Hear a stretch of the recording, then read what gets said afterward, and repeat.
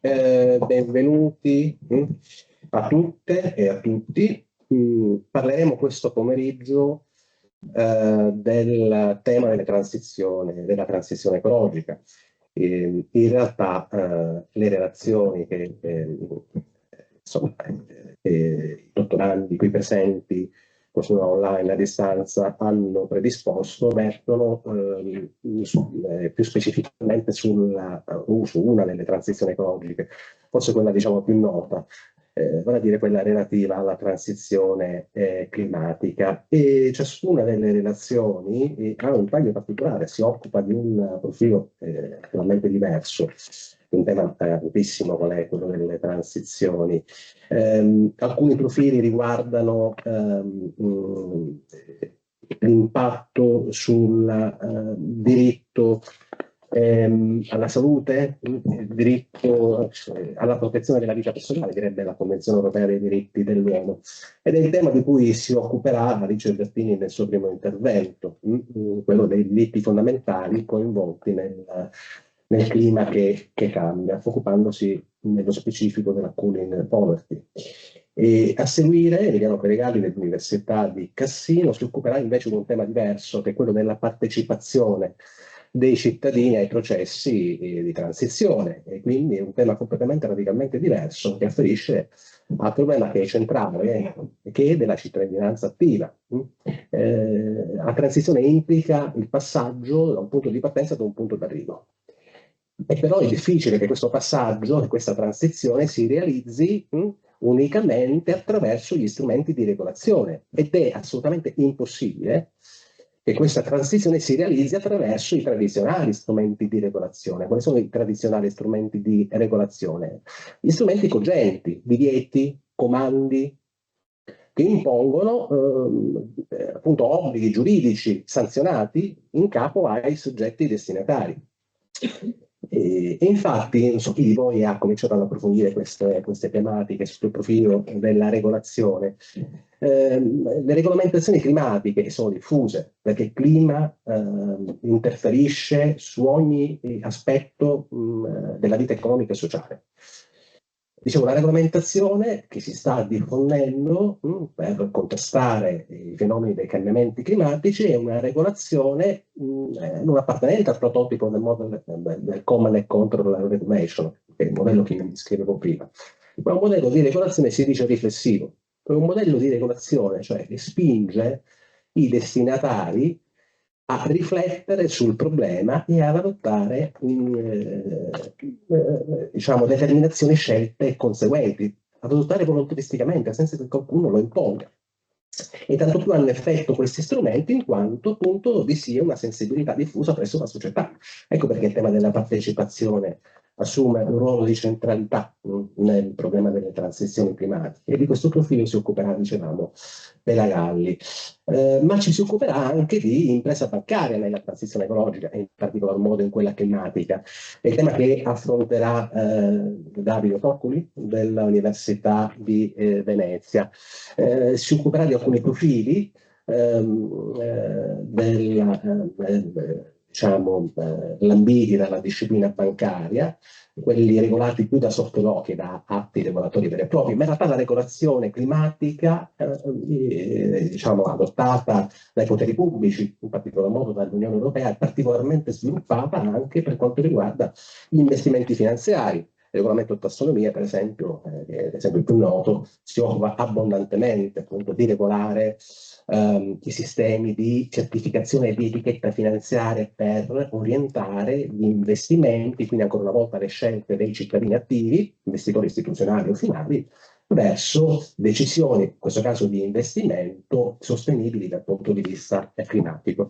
Quindi i tre temi di cui si occuperanno i nostri relatori sono centrali nel processo di transizione ecologica e climatica in particolar modo. E quindi lascerei a questo punto, dopo questa breve introduzione, la parola al nostro primo relatore, alla relatrice Alice Bertini dell'Università Magna Grecia di Catanzaro, Università di Parma, che ci parlerà del tema dei diritti fondamentali nel clima che cambia. E darei a lei, insomma, uno spazio di 20 minuti Ci sarà poi possibilità di tornare sul tema se nell'ambito del dibattito finale, osservazioni, domande che eventualmente il pubblico porrà. Quindi se è collegata Alice Sì, Peppini ha buongiorno, facoltà di mi intervenire. sentite? Sì, Buongiorno sì. a tutti. Allora, il tema del nostro convegno, ovvero il diritto e le transizioni, ci invita a riflettere su un dato importante, ovvero sulla difficoltà del diritto di restare al passo con la rapidità dei mutamenti contemporanei, mutamenti non solo sociali, non solo tecnologici, ma appunto anche ambientali. E fatta questa breve premessa, è in questo contesto che con il mio intervento vorrei portare all'attenzione un fenomeno ancora relativamente poco esplorato dalla dottrina costituzionalistica italiana, ma che è in grado comunque di rivelare in modo paradigmatico la profondità delle transizioni che il diritto sta attraversando, quantomeno in ambito ambientale, ovvero appunto il tema della cosiddetta cooling poverty, ovvero la povertà di refrigerio. Si tratta di un fenomeno che può essere definito proprio come l'impossibilità di mantenere condizioni abitative adeguate e sicure nella propria abitazione durante i periodi di caldo estremo. E la cooling poverty senz'altro si configura quale nuovo bisogno sociale, ma si tratta in realtà anche di un fenomeno più profondo che appunto rivela la potenziale inadeguatezza del modello su cui il diritto costituzionale del welfare state si è tradizionalmente costruito, ovvero un modello, diciamo, redistributivo e quindi pensato per operare all'interno di un clima tendenzialmente stabile. Un modello pensato quindi per redistribuire risorse al fine di compensare disuguaglianze socio-economiche, ma un modello che appunto non era pensato e attrezzato per governare disuguaglianze prodotte dall'ambiente stesso. Quindi vediamo invece che il cambiamento climatico rompe appunto questa premessa e genera esso stesso nuove forme di disuguaglianza sociale, come appunto la cooling poverty. E di fronte a questo chiaramente il diritto e gli ordinamenti sono chiamati a rispondere. Quindi l'obiettivo del mio breve intervento sarà cercare di capire in che modo gli ordinamenti sono chiamati a rispondere di fronte a queste nuove forme di disuguaglianza e attraverso quali strumenti sia possibile farlo. Innanzitutto, chiaramente è importante cercare di capire che cosa sia concretamente il fenomeno della cooling poverty. Si tratta sicuramente di un fenomeno che è strettamente collegato con il problema delle ondate di calore che colpiscono con frequenze e intensità crescenti l'Europa e anche l'Italia in particolare per ragioni diciamo geografiche evidenti e che causano chiaramente ogni estate migliaia di decessi e producono conseguenze gravi e tangibili che vanno ad incidere, ad intaccare il godimento di diritti fondamentali quali l'aspettativa di vita, la tutela della salute, la capacità lavorativa. E questi fenomeni chiaramente finiscono soprattutto per colpire le fasce sociali più vulnerabili, quindi gli anziani soli, i bambini, le persone con patologie croniche e quindi in generale chiunque viva in condizioni di marginalità socio-economica. Fin qui dunque appare chiaro come la cooling poverty rappresenti sicuramente una nuova forma di povertà energetica, quindi una nuova declinazione di quella che viene definita fuel poverty, un termine coniato negli anni 90 per indicare in generale proprio l'incapacità di accedere a servizi energetici adeguati. In realtà con il termine fuel poverty nella prassi regolatoria europea si è spesso fatto riferimento alla povertà di riscaldamento, ovvero la povertà energetica, diciamo, invernale, legata al problema appunto del riscaldamento, e che tradizionalmente è stata appunto affrontata attraverso strumenti redistributivi, quindi sussidi o la previsione di tariffe agevolate o di efficientamento degli impianti di riscaldamento. Ebbene, tutto questo, se declinato nella lotta al caldo estremo e quindi alla cosiddetta cooling poverty, rivela appunto la propria insufficienza. Questo perché il caldo estremo introduce anche una variabile diversa, cioè la dimensione territoriale, che diventa proprio una variabile costitutiva di disuguaglianza, cioè diventa un fattore che di per sé acuisce appunto queste nuove forme di disuguaglianza sociale. Basti pensare ad esempio alle isole di calore urbane che concentrano temperature incompatibili con la tutela della salute in quartieri ben precisi, che spesso coincidono con i quartieri a maggiore densità abitativa e minore dotazione di aree verdi. Chi vive in quelle zone dunque subisce un rischio che non dipende solo dal proprio reddito e da ragioni socio-economiche, ma dipende proprio anche dal territorio, dal luogo in cui abita. E questo chiaramente incide anche sugli strumenti che devono essere messi in campo per combattere queste nuove forme di disuguaglianza e di povertà energetica, in quanto appunto non è sufficiente ridistribuire risorse, ma è necessario agire anche per garantire proprio una protezione ambientale. Fatta dunque questa breve premessa, qualcuno potrebbe chiedersi però perché si parla appunto di cooling poverty nell'ambito del diritto costituzionale e non venga ridotto questo tema ad una questione di politica sociale o di pianificazione urbanistica. Ebbene, in realtà il diritto costituzionale, come sappiamo, è da sempre chiamato comunque a fissare le condizioni materiali minime entro cui i diritti fondamentali possono essere concretamente esercitati e non solo formalmente enunciati. Ad esempio, l'articolo 32 della Costituzione tutela il diritto alla salute, l'articolo 3 enuncia il principio di uguaglianza formale e sostanziale, l'articolo 2 riconosce i diritti inviolabili della persona. Si tratta quindi di garanzie sostanziali che tuttavia presuppongono delle condizioni materiali minime per poter essere concretizzati, per poter essere effettivamente esercitati. E dunque, quando le temperature interne di un'abitazione raggiungono livelli incompatibili con la tutela della salute umana e quando chi vi dimora non ha i mezzi per porre rimedio a questa situazione, allora siamo di fronte proprio ad una compressione reale di questi diritti fondamentali. E da qui dunque deriva la questione centrale, ovvero se esiste ad oggi nel nostro ordinamento un nucleo minimo di condizioni termiche di abitabilità che lo Stato, che l'ordinamento è tenuto a garantire proprio per assicurare il godimento effettivo di questi diritti fondamentali e la lotta a queste nuove forme di disuguaglianza sociale. Diciamo che sicuramente la risposta può essere positiva, nel senso che questo dovere appunto dell'ordinamento di intervenire si desume innanzitutto indirettamente dal dettato costituzionale, quindi dal riferimento alla tutela dei diritti fondamentali che ho sommariamente appena enunciato, ma può trovare diciamo, un fondamento positivo, ad esempio anche nell'articolo 11 del Patto internazionale sui diritti economici, sociali e culturali, ratificato dall'Italia nel 1978, che riconosce proprio il diritto di ogni individuo ad avere un alloggio adeguato. E il Comitato ONU preposto all'applicazione di questo patto ha precisato che con alloggio adeguato si intende non solo proprio un tetto sotto cui abitare, ma proprio uno spazio in grado di garantire sicurezza fisica, protezione da condizioni climatiche avverse e quindi condizioni abitative compatibili con la tutela appunto della salute.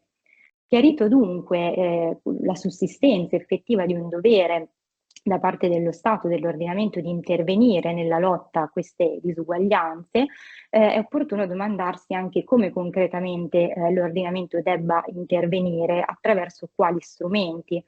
Ed è proprio qui che quindi emerge quello che diceva all'inizio, quindi l'inadeguatezza o comunque la non piena adeguatezza del modello redistributivo tipico del welfare state per affrontare queste nuove forme di disuguaglianza sociale, nel senso che questo modello ridistributivo è volto a garantire un'eguaglianza sostanziale attraverso la distribuzione progressiva di risorse, di reddito, di servizi.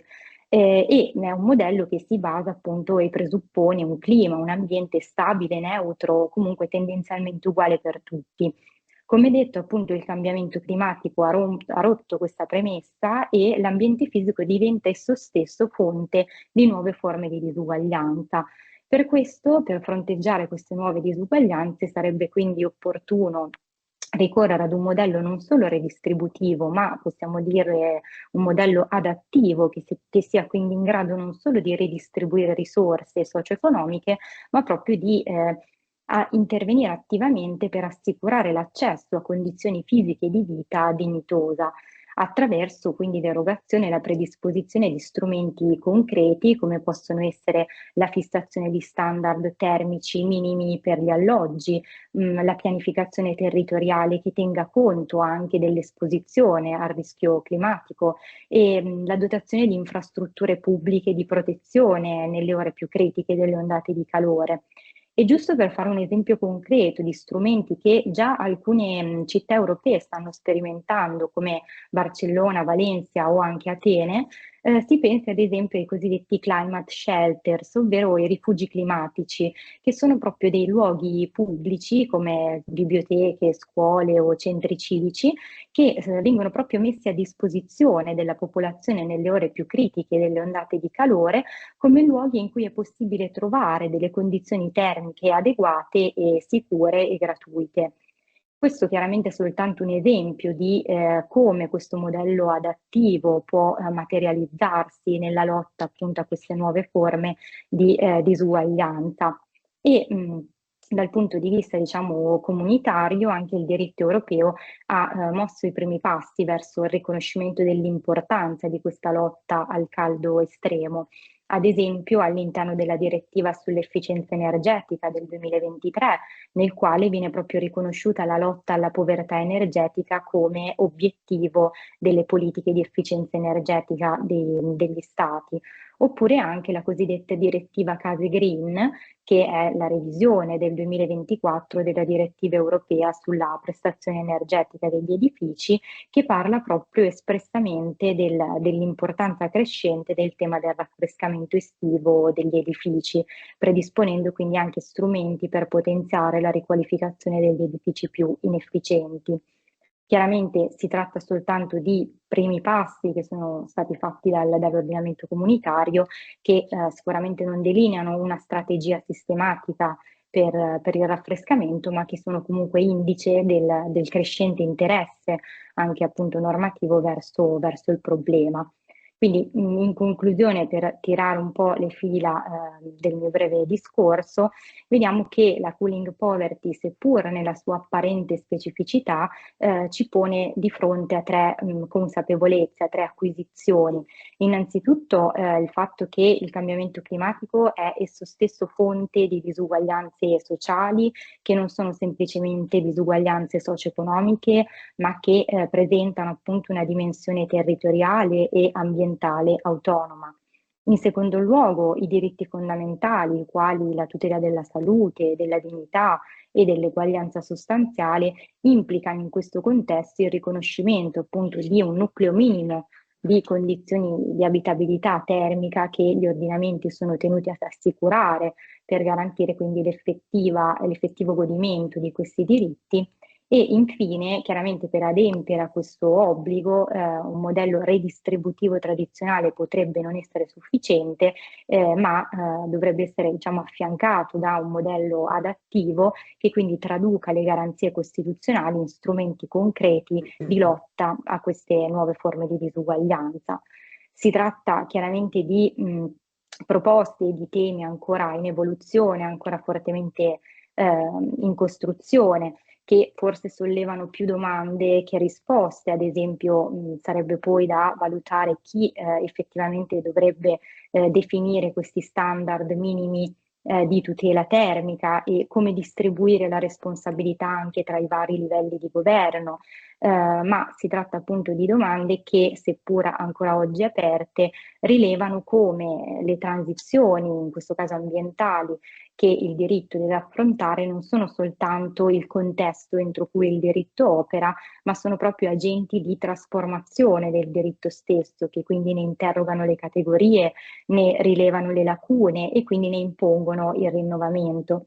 In conclusione, dunque, la cooling poverty, in generale la povertà energetica, ci dice qualcosa di fondamentale, ovvero che in un mondo ormai climaticamente instabile, la stabilità delle garanzie costituzionali non può essere data per scontata, ma deve essere di volta in volta riconquistata. Grazie per l'attenzione, ho concluso.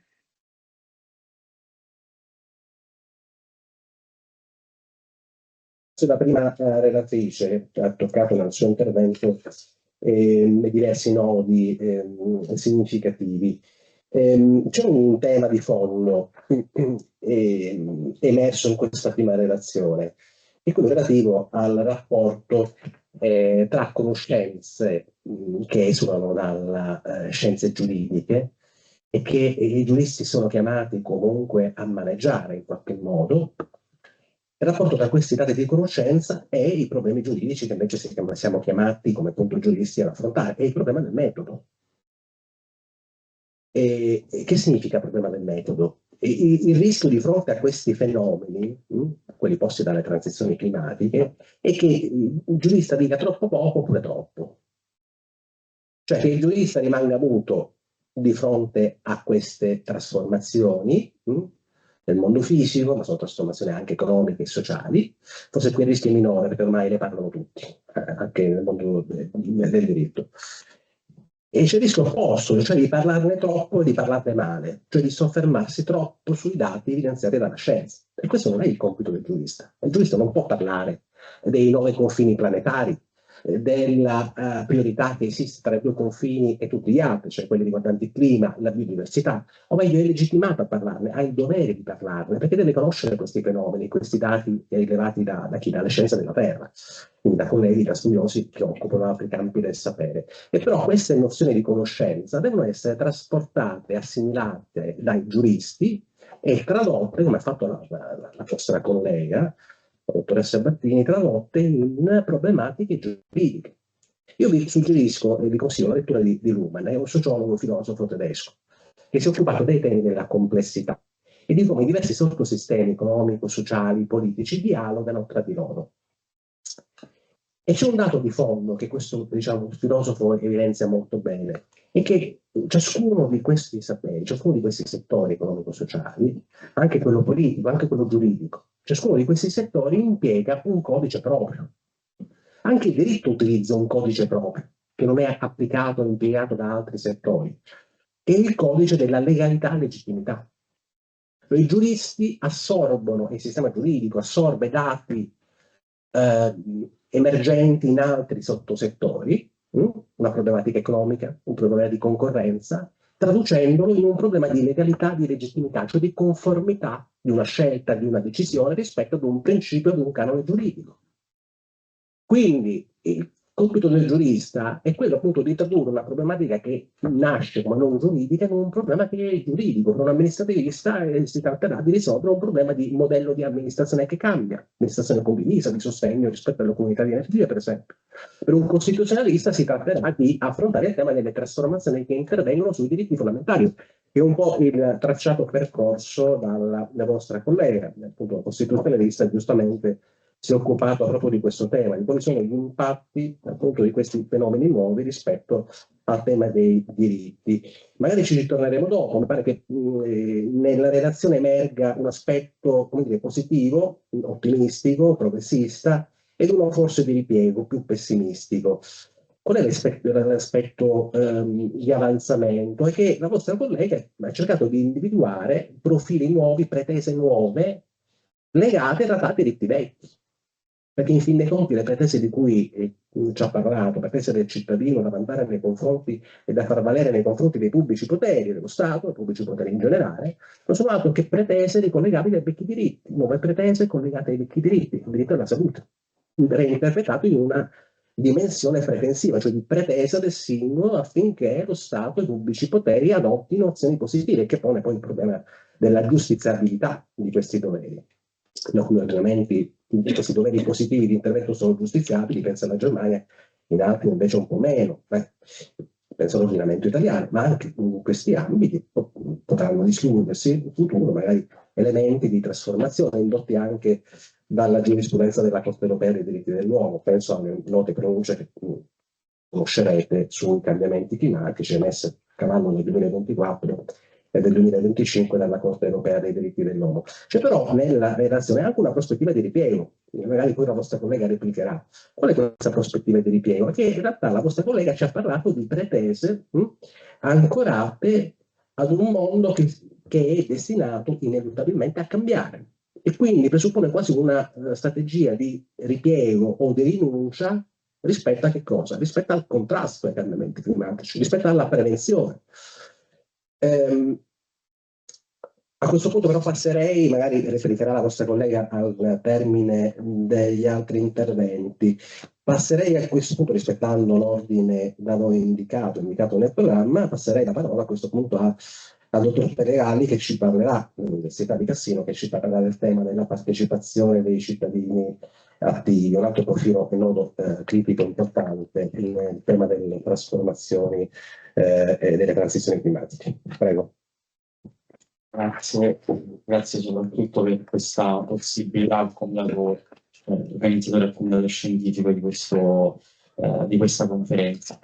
Il tema che cercherò di delineare in questo mio intervento riguarda essenzialmente la partecipazione dei cittadini, o meglio una delle forme di partecipazione riconosciuta ai cittadini e in generale a tutti gli attori privati, quindi anche alle associazioni, alle imprese, per cercare di porre rimedio a quelli che sono gli effetti del cambiamento climatico, ma anche a quello che, alle risposte che la società civile può dare rispetto anche ai problemi che le nostre economie, la nostra società ha vissuto subito dopo la pandemia della Covid-19 e anche a seguito dello scoppio della guerra in Ucraina e di tutti i successivi conflitti, ma anche in particolare dell'attuale conflitto in Iran, che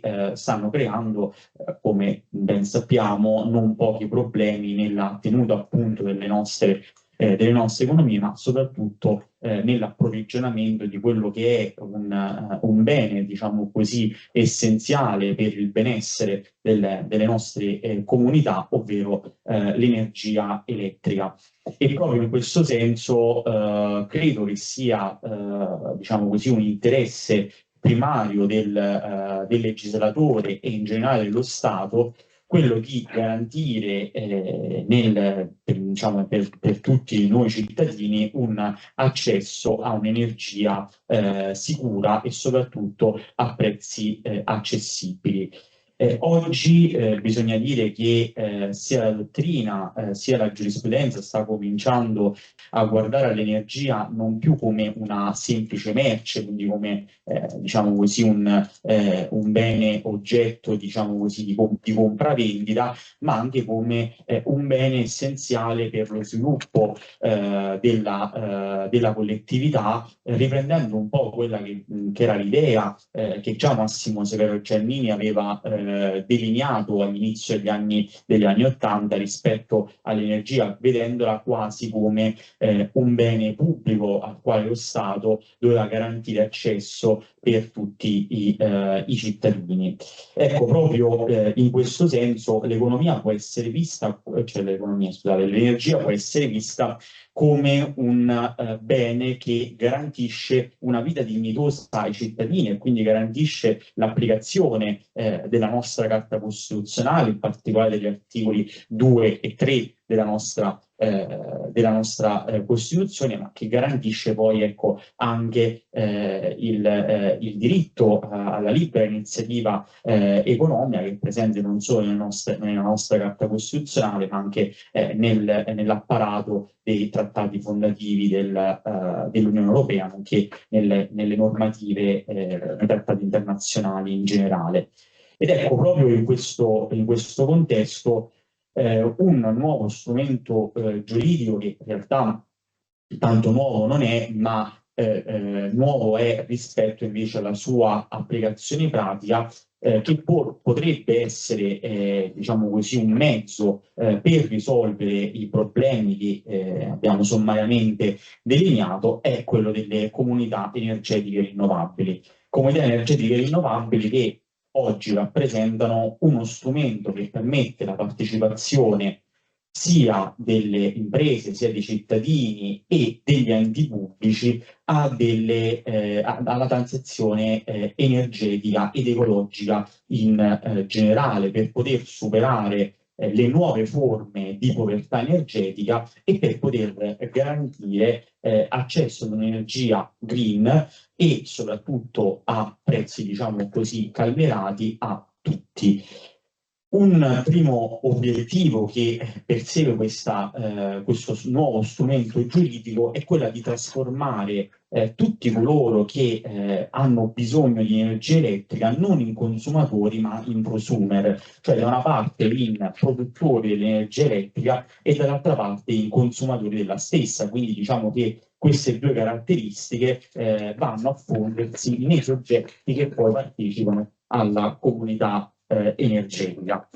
E proprio in questo senso la comunità trasforma, diciamo così, anche quello che è l'obiettivo tipico di chi produce energia, cioè quella di generare profitto. La comunità energetica non genera profitti, ma genera benefici per il territorio. Chi partecipa ad una CER è un soggetto che da una parte riesce a ridurre il costo dell'energia che in passato doveva sostenere e dall'altra parte riesce a ottenere un vantaggio dal fatto che questa energia viene autoprodotta. Non solo, il beneficio è poi anche per l'intero territorio, perché si fa accesso a modalità, diciamo così, rispettose dell'ambiente di produzione di energia elettrica, ma in generale si crea anche una cultura, diciamo così, del buon uso dell'energia elettrica, che molto spesso fatica a fare ingresso nelle nostre, diciamo così, nella nostra cultura civica.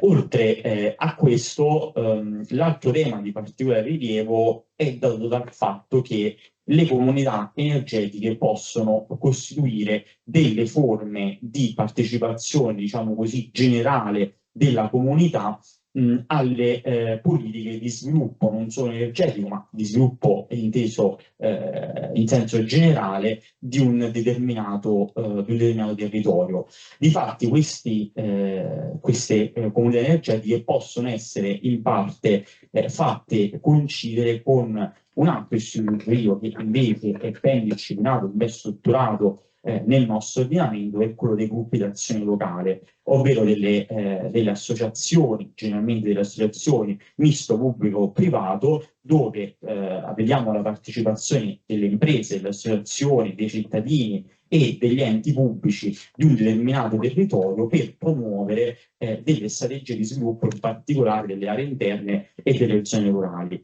Allo stesso modo, diciamo così, le comunità energetiche potrebbero diventare, diciamo, dei motori dello sviluppo territoriale, garantendo accesso ad un'energia calmierata, a prezzi calmierati sia ai privati sia alle imprese, quindi potrebbero garantire per quei territori maggiori posti di lavoro o comunque un'economia più solida e, diciamo così, resiliente rispetto a quelle che sono le nuove sfide che la nostra economia sta affrontando e dovrà affrontare. Dall'altra parte il problema principale che si riscontra nello studio dell'applicazione poi pratica e della creazione delle comunità energetiche è che da una parte diciamo così nel mondo universitario, della formazione in generale, manca la creazione di un profilo professionale adatto a seguire il pubblico e il privato nella creazione di diciamo così, quello che potremmo senza dubbio definire un nuovo ente in modo completo, diciamo così, dalla sua genesi fino poi al suo effettivo funzionamento e poi alla ridistribuzione del proprio prodotto, che è appunto l'energia elettrica, che non è per nulla cosa cosa semplice, e dall'altra parte la difficoltà proprio di come dire, dare il via al progetto di una creazione della comunità energetica, perché molto spesso la comunità non conosce questo strumento giuridico, anzi quasi mai lo conosce, e a mio avviso chi invece potrebbe andare ad implementare la cultura dell'autoproduzione e dell'autodistribuzione dell'energia elettrica potrebbero essere proprio gli enti locali, in particolare i comuni, che rappresentano i soggetti più vicini alla popolazione, quindi quelli che riescono in modo migliore a realizzare una moral suasion su tutti gli stakeholders di un territorio e quindi spingerli magari a partecipare al progetto di creazione della comunità energetica, e dall'altra parte possono essere anche i facilitatori dal punto di vista proprio tecnico-giuridico della creazione delle stesse, quindi attraverso magari la realizzazione di procedure amministrative standardizzate per addivenire poi a creare la comunità e a poterla far funzionare nel mondo giuridico. In generale, concludendo, possiamo dire che la comunità energetica oggi rappresenta uno dei migliori strumenti di partecipazione della popolazione nelle strategie di creazione dello sviluppo territoriale, e dall'altra parte forse rappresenta l'unico strumento di redistribuzione della, diciamo così, della produzione di energia elettrica nel nostro paese, e soprattutto è un mezzo idoneo a superare quelle forme, come dire, estemporanee, non strutturali, di aiuti che lo Stato ha previsto nel corso del tempo attraverso gli oramai noti bonus, per superare le varie crisi energetiche ed economiche che sono collegate purtroppo ad uno scenario geopolitico ed economico sempre più instabile. Grazie.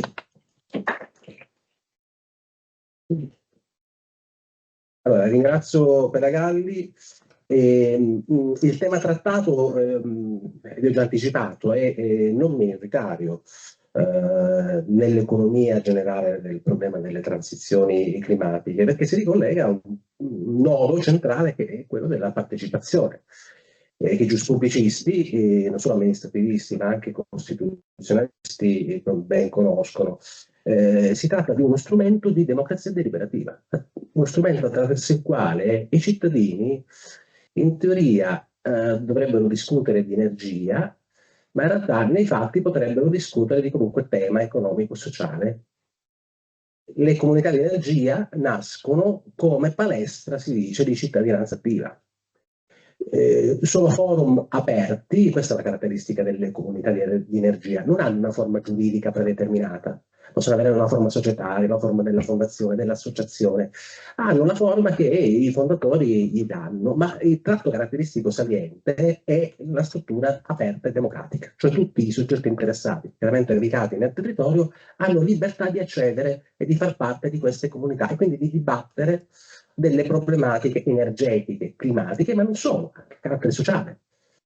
E l'altro dato saliente è dato dalla struttura solidaristica. Questi soggetti, cittadini attivi, si riuniscono, danno luogo e creano queste comunità di energie, queste associazioni, questi nuovi soggetti per produrre energia, ma per fare tanto altro, e questo per risolvere problemi degli associati stessi, in una prospettiva quasi mutualistica, o problemi del territorio. Qui si annida un'altra caratteristica saliente, che è il carattere solidaristico e mutualistico di queste strutture. E si tratta di istituti che nascono nella prassi, si sono diffuse decenni passati in alcuni territori nel nord Europa, ma da alcuni anni questo istituto ha ricevuto una regolamentazione a livello europeo. E perché? Perché è un istituto che è certamente utile e funzionale a dare impulso al processo di transizione climatica. E In realtà le letture sono ambivalenti. C'è chi sostiene che il legislatore europeo e i legislatori europei abbiano regolato le comunità di energia, queste palestre di cittadinanza attiva, per sostanzialmente superare i dissensi localistici agli investimenti nelle grandi centrali di energia rinnovabile, che tanti problemi paesaggistici, però sono paesaggistici pongono. Quindi alcuni ritengono che sia uno strumento neoliberale di poco cambiamento e molto funzionale anche ai modelli economici esistenti. A questo si contrappone una lettura completamente diversa che invece vede nelle comunità di energia uno strumento addirittura di ribaltamento, di revisione, di trasformazione radicale addirittura del sistema economico-sociale, di superamento del sistema capitalistico, proprio per i suoi caratteri genetici ancorati alla solidarietà, al carattere mutualistico dell'associazione stessa. Si tratta, come vedete, di considerazioni economiche, economico-sociali, anche filosofiche, politologiche. Perché queste comunità dovrebbero interessare il giurista? Per due motivi. Primo motivo, quello relativo alla regolazione. Vi ho già detto che la normativa climatica non è una normativa nata negli ultimi anni, è una normativa che ormai ha alle spalle 30 anni e oltre di vita, dal 1990.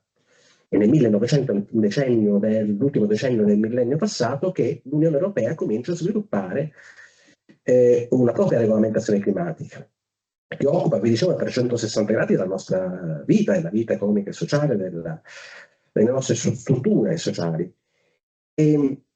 E questa regolazione è per lo più una regolamentazione che non fa, che rinuncia a far leva sui vincoli giuridici, obblighi, divieti, ma è una regolamentazione che lascia libertà, ampia libertà ai soggetti destinatari, che cerca di creare dei pungoli, dei veri e propri nudge, si può dire, cioè dei pungoli, una spinta gentile a chi? Ai cittadini.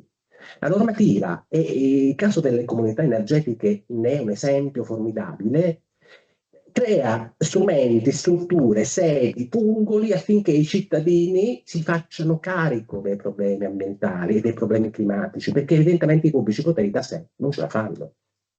Poi si potrebbe dire tanto su perché la regolazione sta cambiando in questi termini, su perché si faccia appello ai cittadini attivi e perché la regolazione tradizionale non funziona più, perché i vincoli e i divieti non possono far leva ed è difficile in primo luogo anche adottare questi vincoli e divieti. Perché? Perché esistono opposizioni radicali nella società. La società si oppone alle transizioni imposte dal cambiamento di clima. Pensate alle reazioni sociali nei confronti, la nostra collega vi parlava della direttiva sulle abitazioni a zero emissioni. Pensate alle opposizioni sociali dovute ai costi di grandissimi investimenti che queste nuove normative imporranno, che imporranno di ristrutturare a ciascuno di noi casa spendendo decine di migliaia di euro. Ecco, ci sono persone che manifestano obiezione verso simili scelte dell'ordinamento. Pensate alla normativa che impone di cambiare vettura, perché plausibilmente tra qualche anno verranno vietate quelle a combustione interna.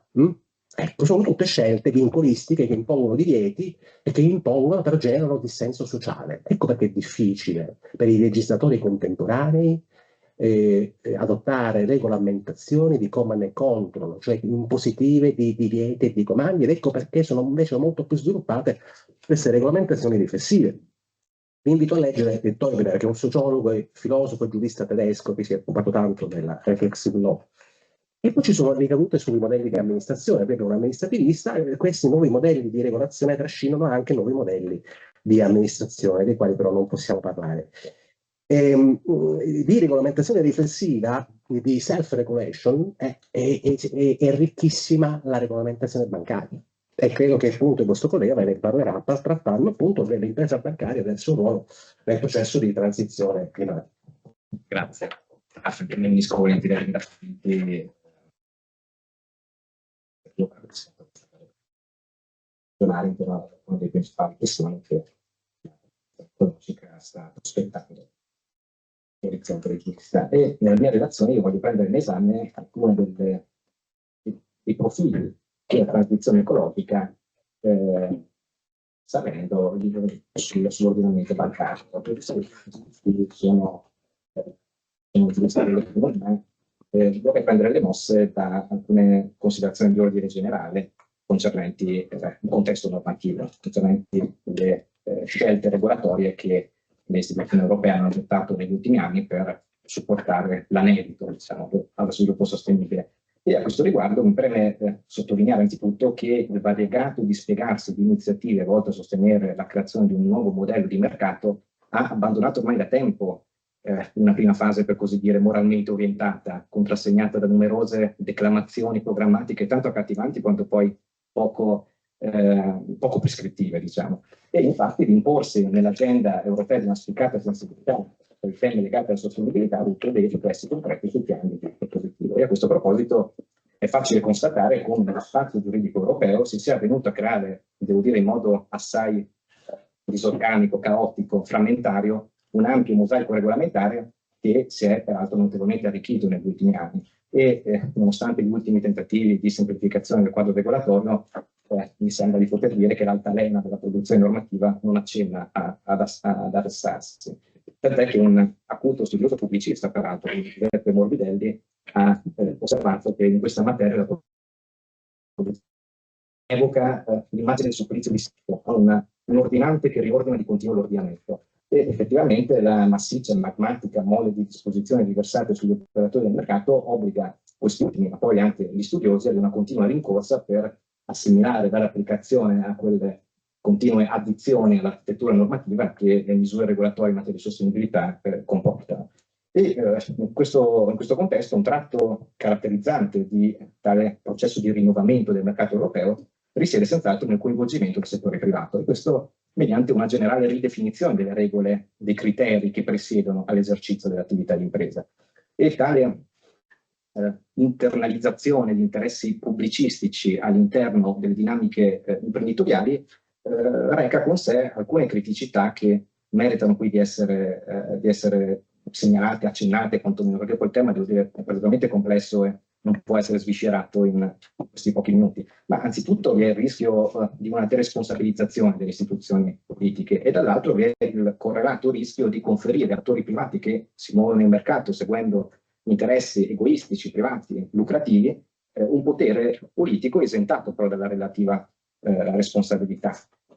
E tale tema poi, a ben vedere, si iscrive all'interno della più ampia questione concernente lo scopo della società, qual è la finalità dell'attività di impresa. E a me pare opportuno suggerire che, al fine di evitare indebite sovrapposizioni tra Stato e imprese, la sostenibilità ambientale, lungi dall'affiancarsi, se non finanche sostituirsi agli obiettivi tradizionali dell'impresa, deve piuttosto rappresentare una modalità attraverso cui gli scopi sociali vengono perseguiti, sicché nell'attuale assetto normativo, che inevitabilmente ancorato al paradigma della lucratività, che trova la sua positivizzazione all'interno dell'articolo 2247 del Codice Civile, la sostenibilità ambientale non rappresenta una finalità alternativa o concorrente allo scopo, ma si manifesta piuttosto alla stregua di un nuovo modo per il suo perseguimento, che da questo prisma di analisi quella che viene definita la magica triade dei fattori ESG, o il trittico delle virtù sostenibili, l'irruzione di questa, in particolare del fattore ambientale all'interno delle dinamiche imprenditoriali, non affievolisce le tradizionali finalità economiche, ma le connota nel solco di un rinnovato schema operativo verso cui convergono i numerosi interventi unionali a cui facevo riferimento all'inizio del mio intervento. E peraltro un significativo riscontro di di quanto sinora detto lo si può rinvenire anche all'interno del nostro ordinamento domestico, in cui campeggia nella sua portata sistematica il rinnovato articolo 41 della Costituzione, che eleva la tutela dell'ambiente al rango di limite costituzionale all'attività dell'impresa.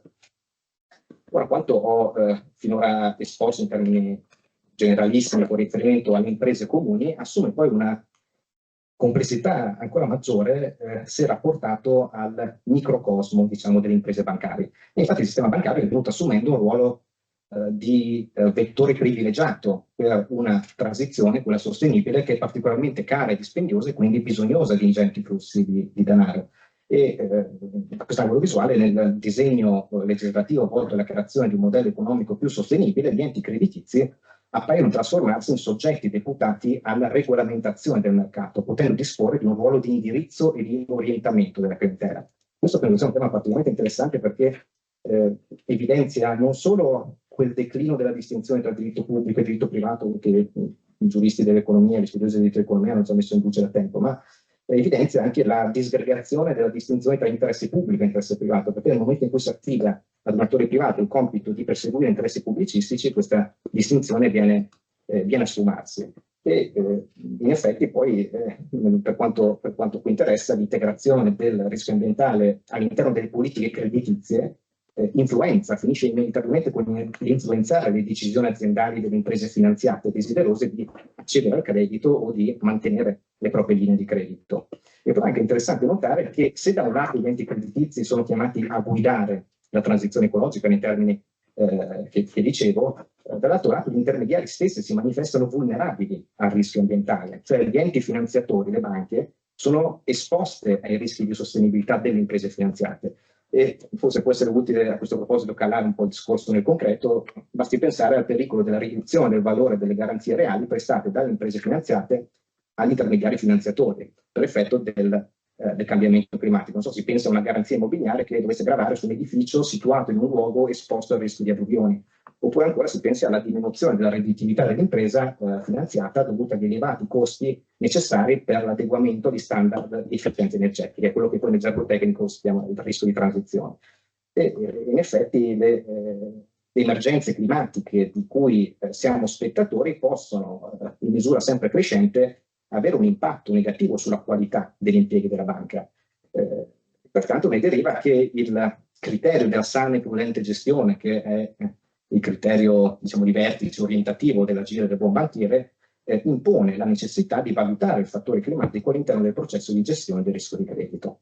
E in questo contesto l'incorporazione dei rischi ambientali all'interno della regolamentazione bancaria, in generale poi anche all'interno del processo di gestione del rischio di credito, introduce una nuova dimensione valoriale che, dal mio punto di vista, le banche di prossimità territoriali possono intercettare validamente. E mi piace in questa sede richiamare questo settore dell'industria bancaria perché si tratta di un particolare segmento dell'intermediazione creditizia che spesso viene trascurato, forse anche snobbato nella riflessione scientifica, devo dire con alcune eccezioni, ma che tuttavia svolge un ruolo fondamentale per lo sviluppo della comunità, contribuendo a preservare il tessuto imprenditoriale del territorio.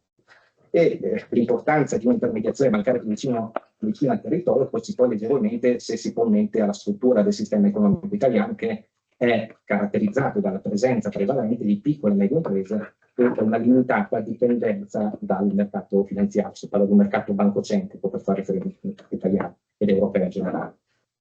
E in questo contesto, se si vuole trovare proprio la cifra distintiva della banca di comunità, questa risiede nella relazione corta con tutti gli interlocutori del territorio di insediamento. La territorialità rappresenta per l'ordinamento bancario un valore aggiunto nella misura in cui contribuisca a ridurre le distanze tra gli interlocutori, tra la banca e il cliente, tra la banca e il socio, tra la banca e l'autorità pubblica deputata alla vigilanza del suo operato. E sotto il profilo dell'erogazione del credito, il canale bancario di relazione, che è basato su un legame profondo col territorio, unito alla conoscenza capillare delle sue dinamiche imprenditoriali, dal mio punto di vista indirizza in maniera quasi naturale l'attività creditizia verso una maggiore sensibilità per i temi legati al cambiamento climatico.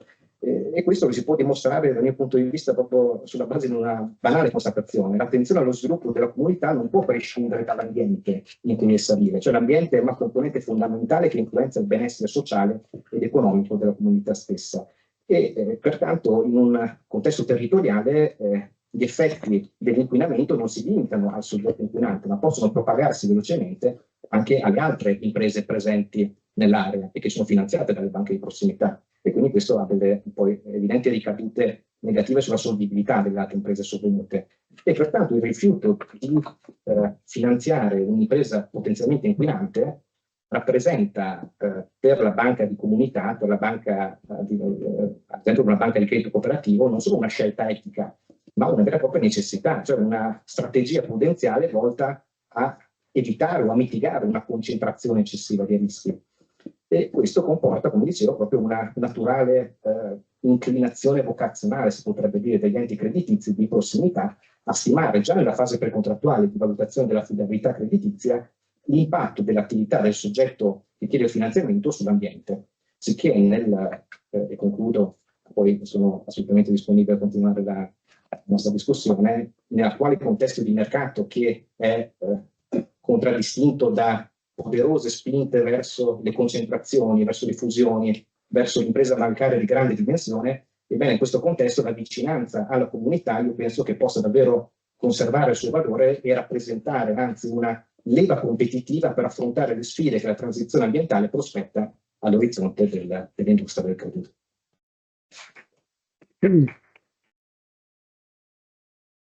Allora, io vi confesso che le mie conoscenze su asset regulation, quindi di queste prassi o queste linee guida che ambiscono a cambiare le scelte, le decisioni degli istituti bancari e quindi di questo particolare mercato, mi sono ignote. L'attenzione mia e di tantissimi altri giuristi in realtà è stata attirata dal pacchetto sulla finanza sostenibile che voi conoscerete.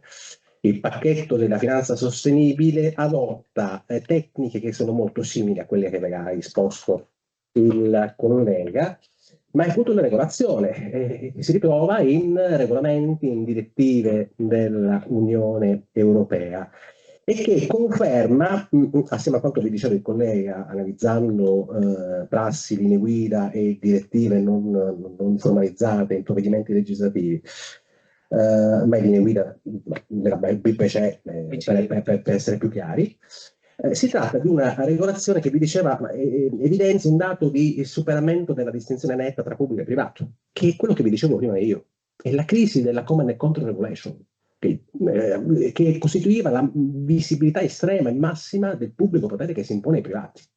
Oggi si prende atto che il pubblico potere non riesce ad imporsi con regole vincolanti nei confronti dei privati e si chiama il privato a farsi carico sempre più di problematiche pubblicistiche. È il tema della partecipazione della cittadinanza attiva, cioè del cittadino versato a risolvere i problemi della collettività, al quale da questa regolamentazione riflessiva si rivolge. E questo chiaramente ha un impatto sulla regolazione, ha un impatto evidenziato da una collega sulla natura delle società. Le società commerciali cambieranno la propria natura, perseguiranno fini diversi? Volontaristicamente no, ma glielo imporrà il mercato, glielo imporranno, questo è l'auspicio del legislatore, non so quanto fondato, glielo imporranno i cittadini attivi. Glielo imporranno i cittadini attivi in che sede? Chiaramente nel mercato. E attraverso quali strumenti?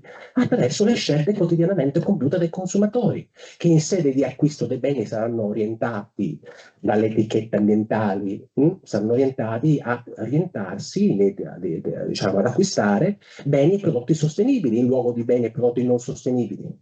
Che in sede di investimento, e guardate bene che le etichette introdotte dal pacchetto sulla finanza sostenibile introduce etichette anche finanziarie, i cittadini attivi di fronte ad un'etichetta finanziaria che ci dice che un prodotto finanziario emesso dalla società è sostenibile perché quella società ha un sistema produttivo che rispetta l'ambiente, l'investitore cittadino attivo sarà orientato e spinto a investire su quei pacchetti, anziché pacchetti diciamo azionari, quelle obbligazioni, anziché su altri.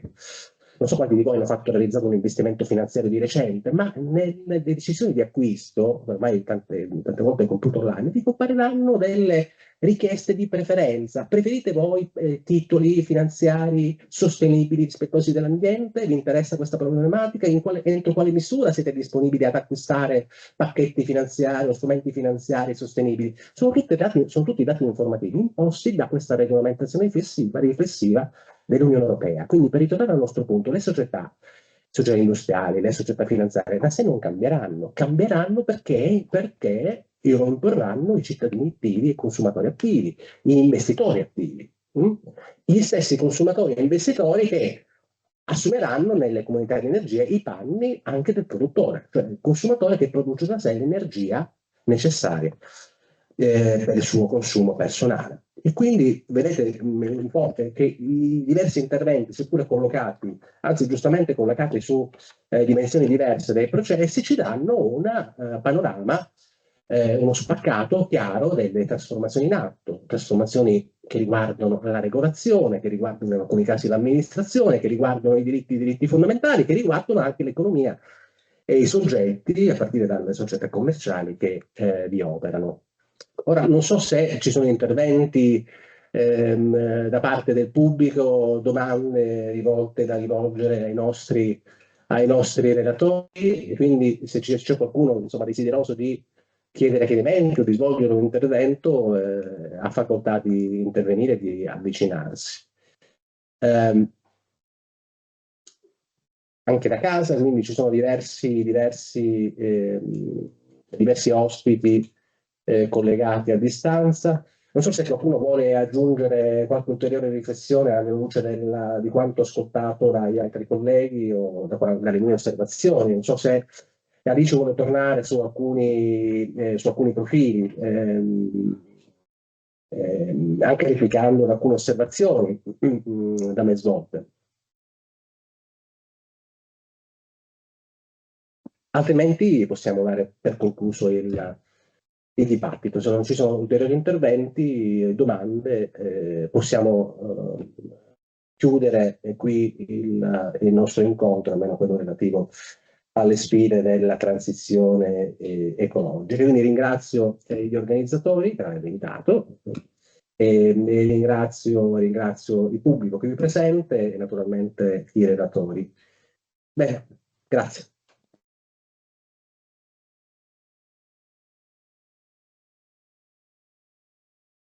Quindi buon pomeriggio a tutti, riprendiamo i lavori di questa conferenza dottorale e la sessione che sono stata chiamata a presiedere, per la quale ringrazio gli organizzatori del coinvolgimento, perché fa sempre piacere riuscire ad essere partecipe di iniziative di giovani, anche quando uno giovane ormai non lo è più, ma a maggior ragione ci si sente coinvolti. Quindi la sessione che sono chiamata a presiedere si intitola L'Unione Europea tra cittadinanza, sovranità e moneta, perché cerchiamo di unificare queste tematiche abbastanza diverse, ma tutte, devo dire, molto interessanti. Io ho avuto modo di leggere gli abstract che mi sono stati forniti e hanno tutte effettivamente degli spunti sui quali magari vi farò anche qualche domanda, qualche richiesta di approfondimento, perché mi hanno incuriosito particolarmente. E iniziamo con la prima relazione. Mi è stato comunicato che la prima relatrice è collegata online, quindi immagino sia visibile a tutti. E Linda Brancaleone è dottoranda all'Università Magna Grecia di Catanzaro e presenta un intervento dal titolo Appartenenze, identità e comunità, Citizenship Studies e mutamenti sociali. Quindi le cedo la parola. Grazie mille, buon pomeriggio a tutte e tutti, spero che riusciate a sentirmi e a vedermi e che non ci siano problemi. Ringrazio per l'opportunità che mi è stata data e anche per l'opportunità di poter partecipare online. Questa gentilezza non è da tutti in questo periodo e mi scuso, ma ho avuto un inconveniente familiare all'ultimo minuto. Spero poi di potervi incontrare tutte e tutti di persona, perché sarebbe davvero un piacere. E mi unisco anche io ai complimenti per l'organizzazione di queste belle occasioni di confronto, specie tra giovani. Il titolo del mio intervento, come è stato già detto, è Appartenenza, identità e comunità, Citizenship Studies e mutamenti sociali.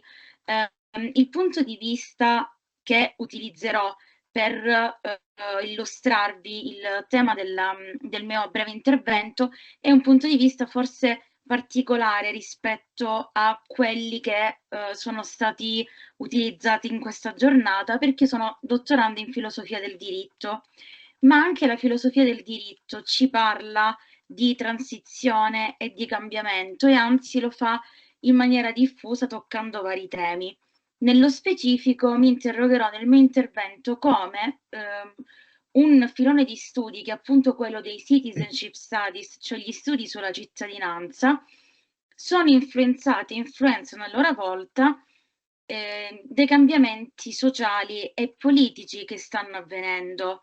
Infatti ogni singolo mutamento sociale contemporaneo impone una rilettura profonda di categorie politiche, forse prima ancora che giuridiche, che sono considerate tradizionali e lo sono perché considerate in un certo senso statiche.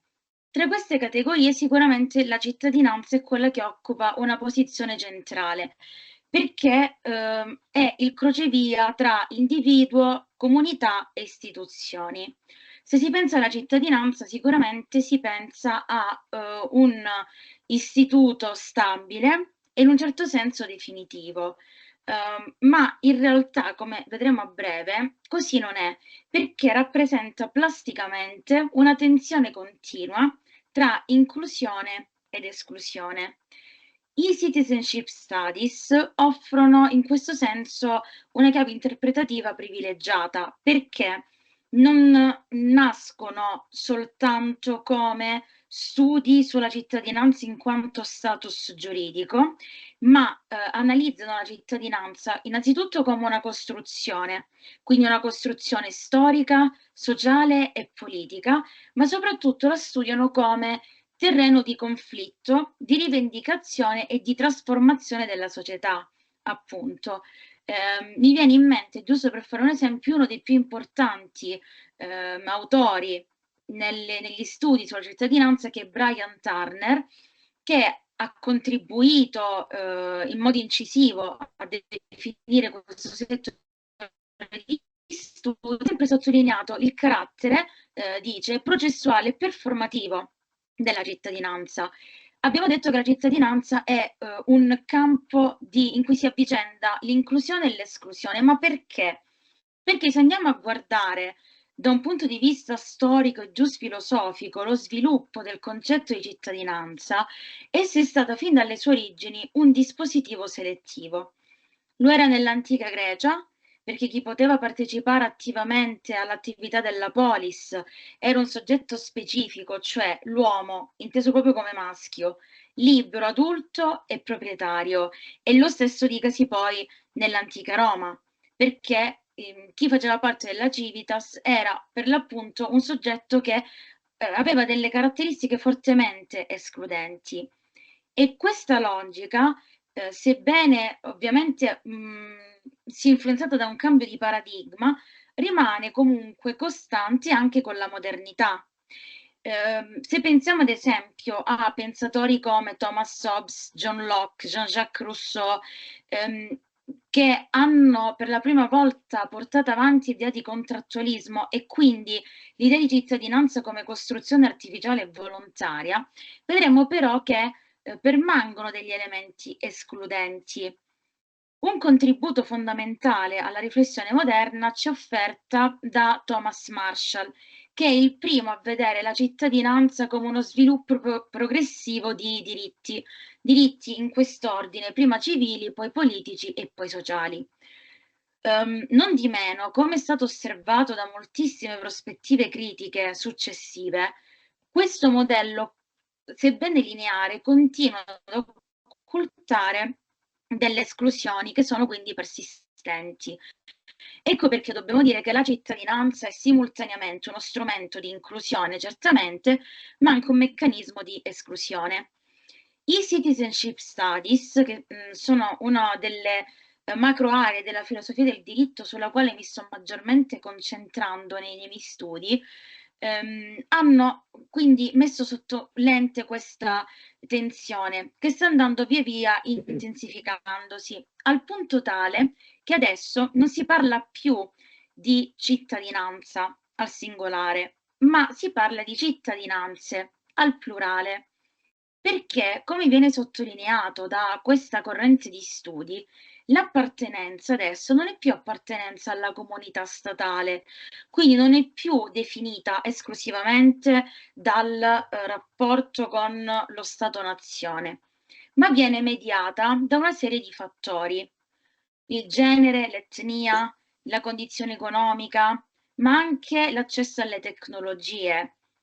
E quindi in questo quadro la cittadinanza diventa una categoria situata, nel senso che non può non tenere in considerazione la materialità dei soggetti che si dicono cittadini, ed è anche una categoria relazionale, perché riguarda il rapporto che c'è tra il singolo individuo e alcune determinate caratteristiche.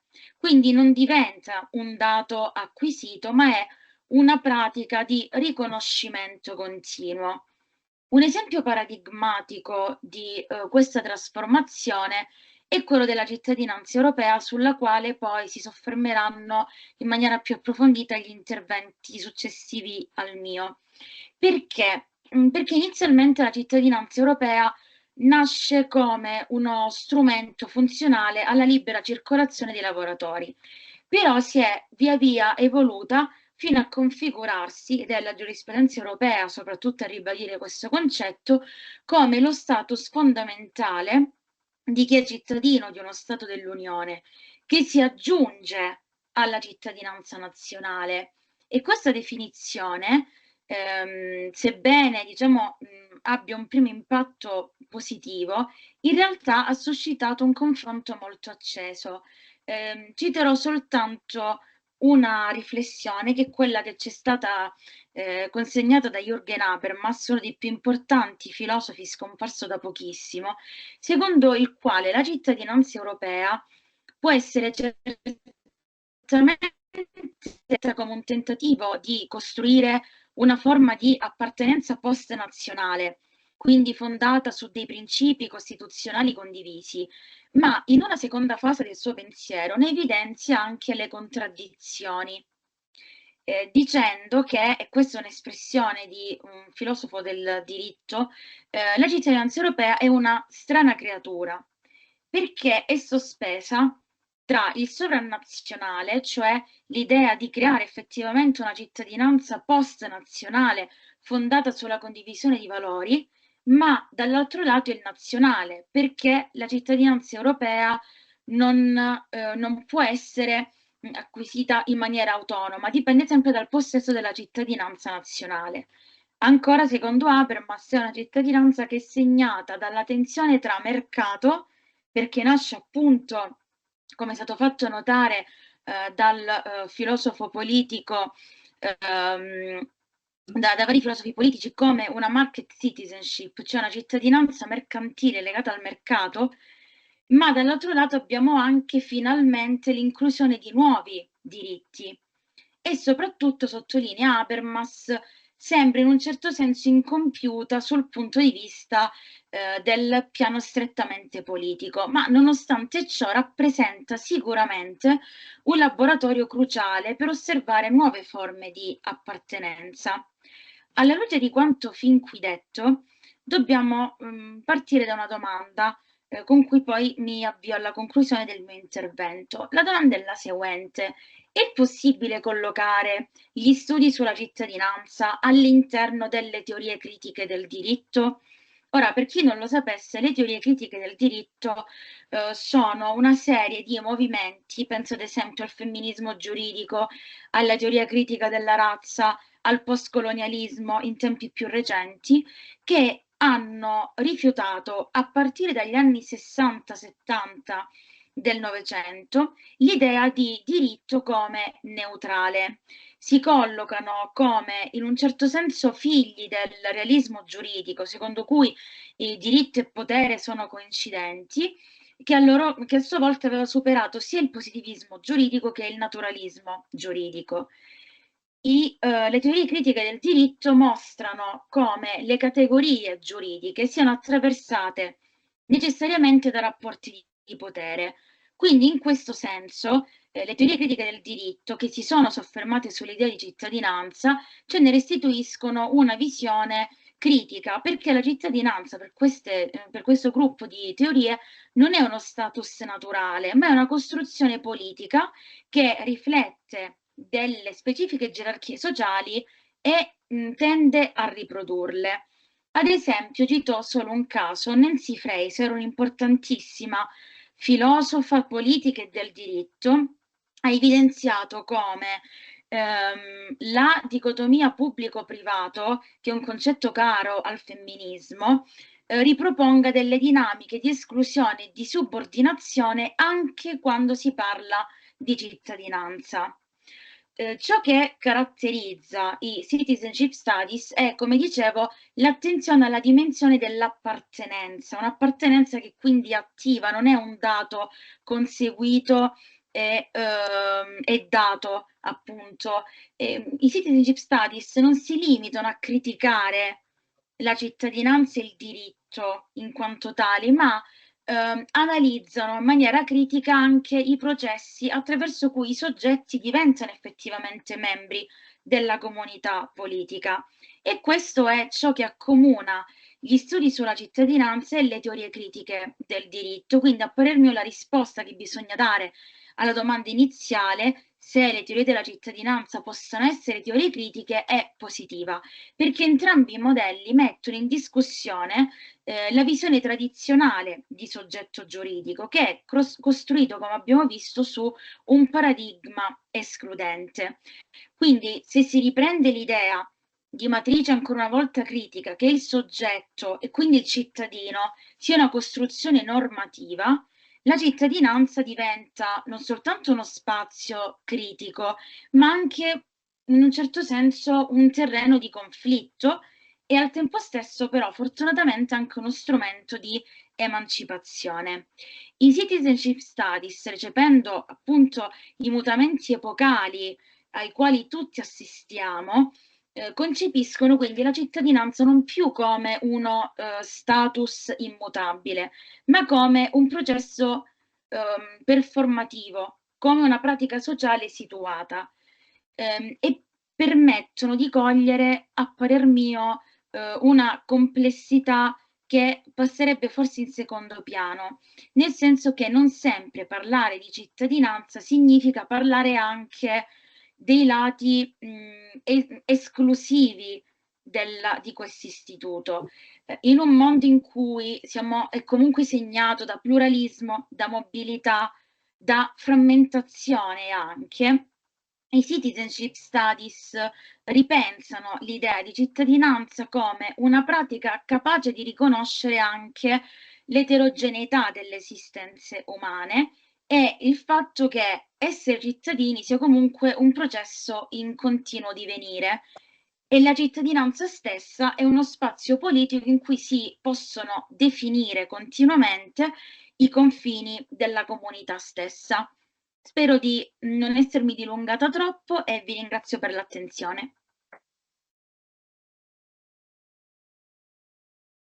Allora, grazie, è stata perfettamente nei tempi. Io ho soltanto alcune considerazioni e mi piace l'approccio interdisciplinare, quindi è un piacere ascoltare anche come certe tematiche vengono viste da soggetti che si occupano scientificamente di materie diverse. Io insegno diritto dell'Unione Europea, quindi il mio focus è il diritto dell'Unione Europea internazionale privato. E condivido assolutamente la considerazione per cui la cittadinanza, che una volta era considerata un elemento statico, ormai è diventato un elemento dinamico. Quindi io dico sempre ai miei studenti, quando faccio lezione di internazionale privato, che una volta il criterio di collegamento della cittadinanza era pensato come criterio oggettivo perché è immutabile, in realtà oggi non è più così, quindi la dinamicità è un elemento che condivido.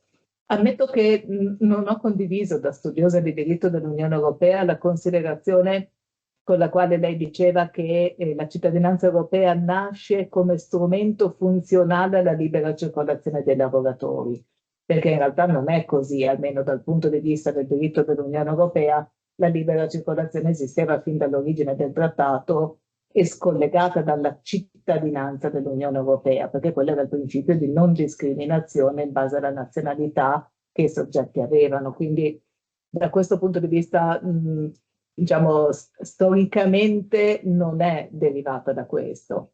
E invece mi è piaciuta la definizione che ha dato di uno studioso, adesso non ricordo il nome, non essendo le mie materie, della cittadinanza europea come una strana creatura. Questo penso che sia proprio una delle definizioni che più si adattano al concetto di cittadinanza europea, che è qualcosa di nuovo che la stessa Unione Europea in realtà talvolta fa fatica a definire. E qui, a meno che non voglia aggiungere qualche considerazione su quello che ho detto,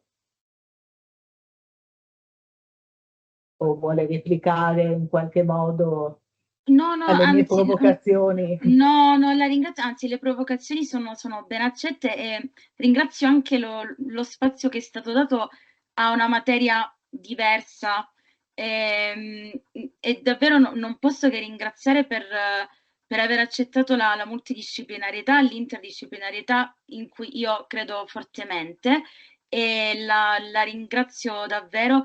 Sì, la considerazione che era stata fatta è una considerazione critica che è stata mossa appunto da un filosofo del diritto che ho voluto citare perché soprattutto nell'ultima fase della sua produzione si è particolarmente concentrato sulla demolizione della cittadinanza europea, mi venga passato questo termine. Secondo appunto Jürgen Habermas, la cittadinanza europea nasceva sostanzialmente per garantire la libertà di circolazione dei lavoratori. Più che altro volevo riferirla perché non è condivisibile, ma mi sembrava interessante, e condivido invece pienamente l'entusiasmo per l'espressione strana creatura, perché secondo me riesce a condensare le sfaccettature della cittadinanza europea. Sì, ammetto che appena ho letto questa espressione mi sono messa a ridere, però poi ci ho riflettuto e ho trovato davvero questo termine perfettamente calzante per descrivere la cittadinanza europea. Quindi la ringrazio per le provocazioni, ecco. Prego. E mi collego a questo punto al concetto della strana creatura cittadinanza dell'Unione Europea, perché il prossimo intervento è un intervento che si focalizza proprio su questo e su come la Corte di Giustizia dell'Unione Europea è andata ad interpretare questa strana creatura, appunto, cercando anche un po' di forzare, se vogliamo, quella che era l'idea originaria per cui gli Stati hanno una libertà assoluta nell'attribuzione della cittadinanza, o quantomeno a mettere qualche piccola crepa in questa certezza granitica che una volta c'era, perché effettivamente c'è una conseguenza forte nel momento in cui uno Stato decide di attribuire la cittadinanza anche nei confronti di tutti gli altri Stati membri appunto dell'Unione Europea. Quindi passo a questo punto, giochiamo in casa, la parola a Gioia Codognotto, Università di Udine, che ci parlerà dell'attribuzione della cittadinanza fra diritto nazionale appunto e diritto dell'Unione Europea. Riflessione a partire dalla sentenza Commissione contro Malta. Prego Gioia. Passiamolo con tutto.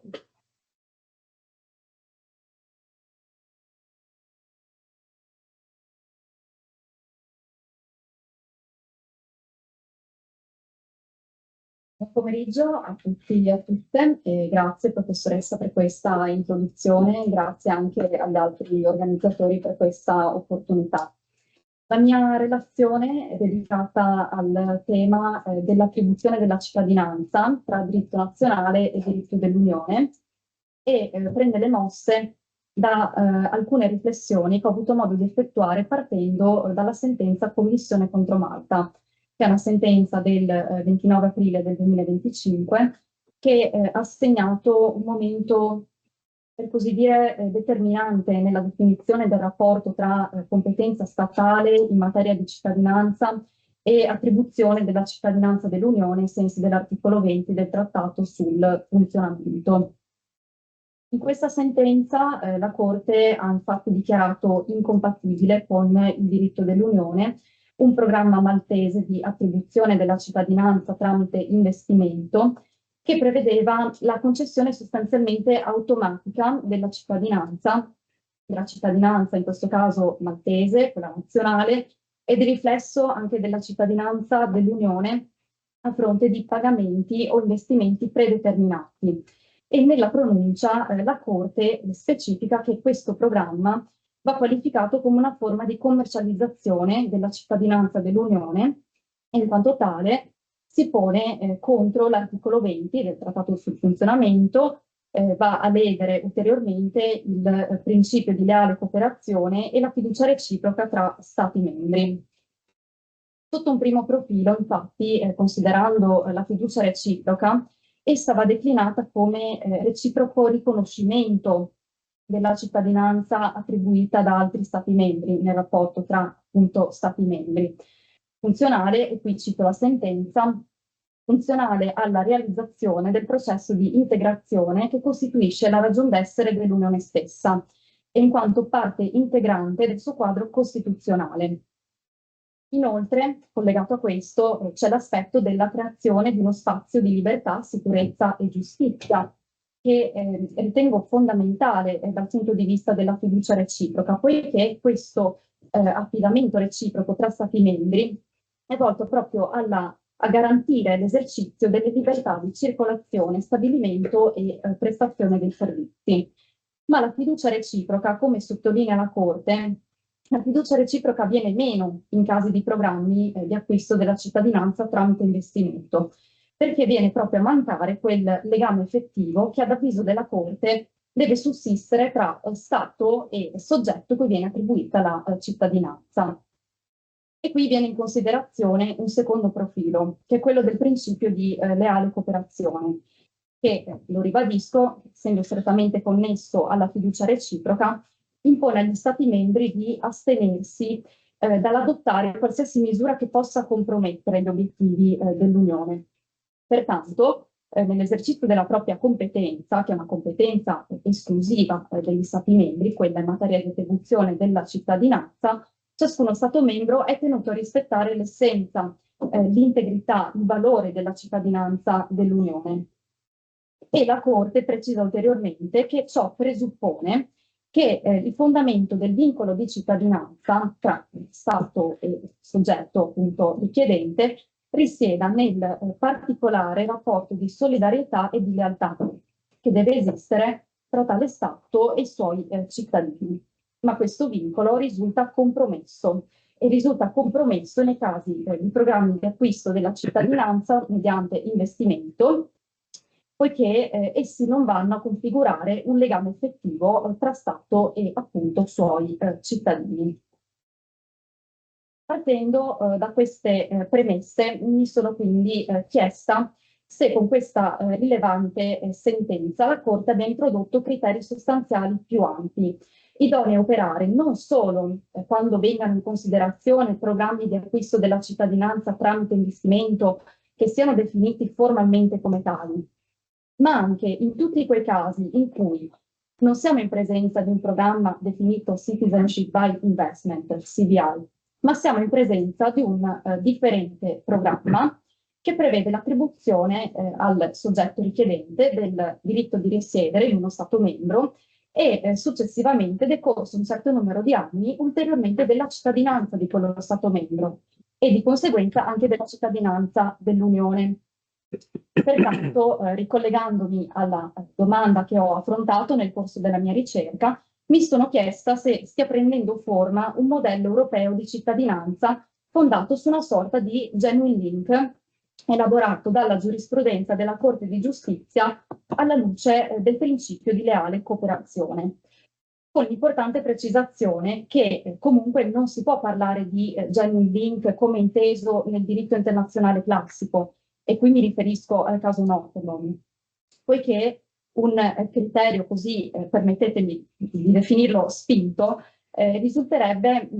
potrebbe produrre effetti inaccettabili, nel senso che molte legislazioni degli Stati membri a quel punto sarebbero potenzialmente sindacabili dinanzi alla Corte di Giustizia.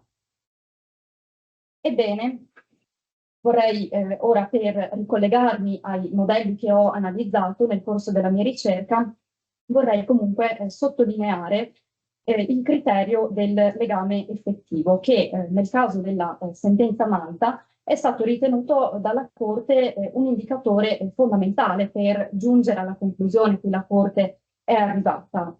Infatti, nel caso Malta, la Corte ha ritenuto che non si configurasse questo legame effettivo tra Malta e i soggetti richiedenti la cittadinanza, che quindi andavano a effettuare questi investimenti così significativi.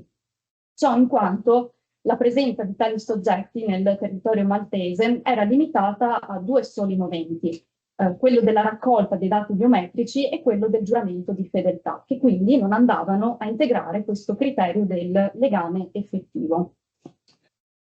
Ora, ricollegandomi alla mia domanda, quella che ha guidato questa mia ricerca, come dicevo, nell'ambito dell'ordinamento dell'Unione Europea ci sono alcuni programmi, come quello maltese, che al momento è in corso di modifica, e ulteriori programmi che sono stati comunque ridimensionati, che erano quello di Cipro e della Bulgaria, che sono definiti Citizenship by Investment. oppure Golden Passports. Ma al contempo, nell'ambito dell'Unione Europea, vi è la presenza di ulteriori programmi, che sono quelli per l'appunto che concedono la residenza che ne faccia richiesta, con la possibilità di ottenere successivamente la cittadinanza a condizioni agevolate.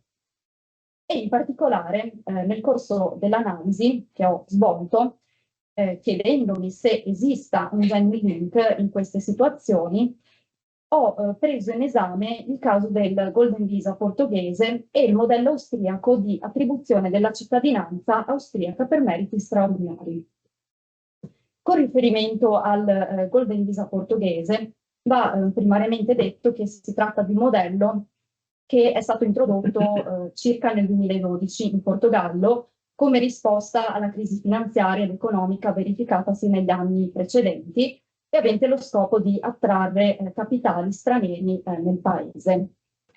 Questo programma permette ai richiedenti di ottenere quindi la residenza legale in Portogallo in cambio di investimenti sostanziali, con la possibilità di accedere successivamente allo status di cittadino dopo un periodo di tempo generalmente di 5 anni, ma che preciso al momento è oggetto di riforma, dovrebbe essere portato da 5 a 10 anni.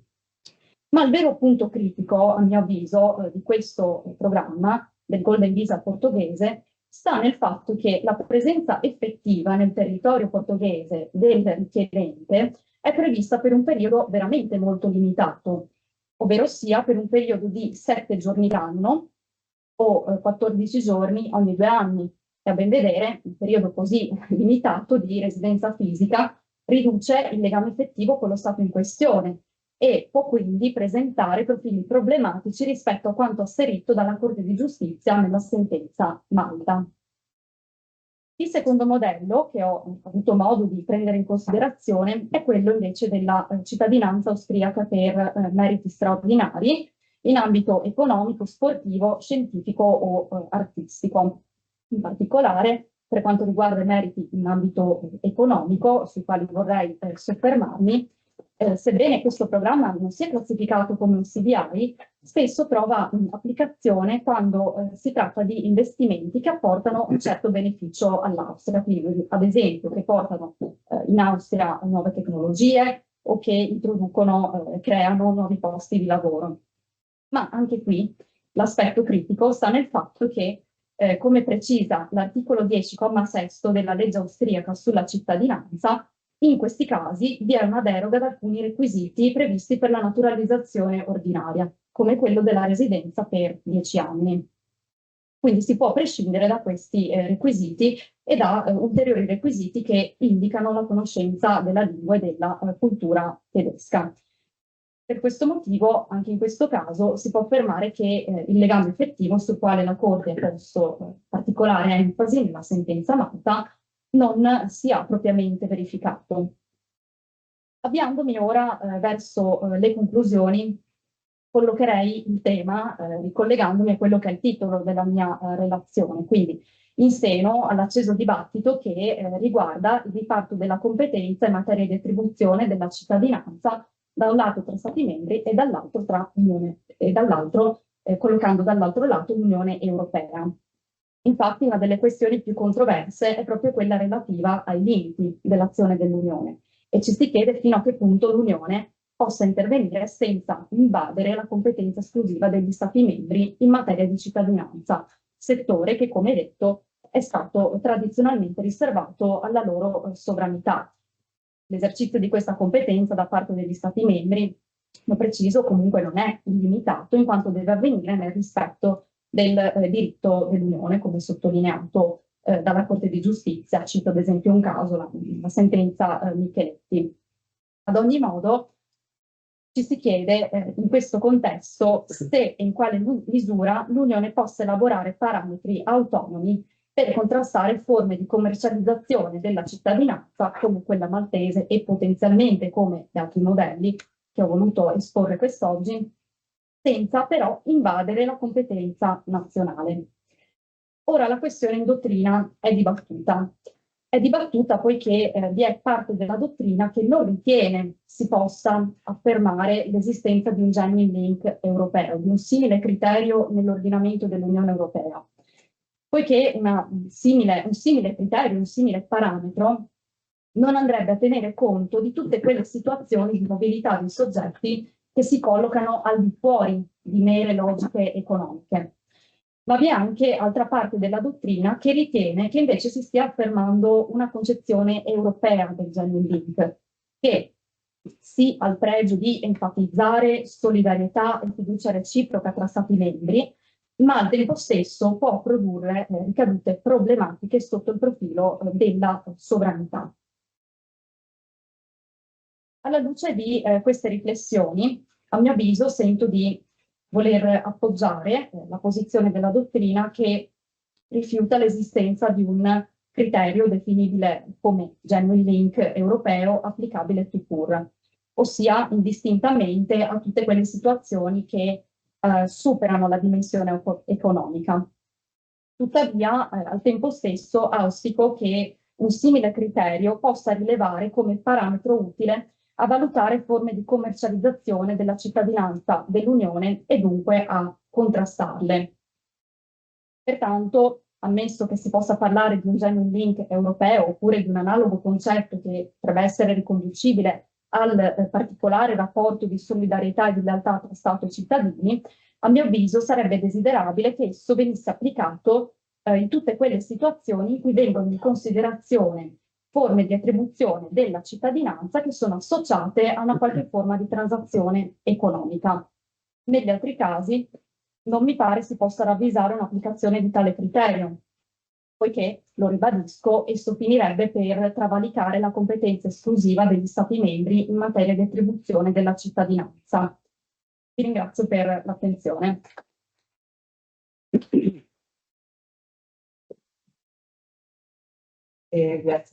Grazie Gioia, e condivido il contenuto di questa relazione che è molto più affine alle mie materie e quindi sulla quale mi muovo molto più a mio agio.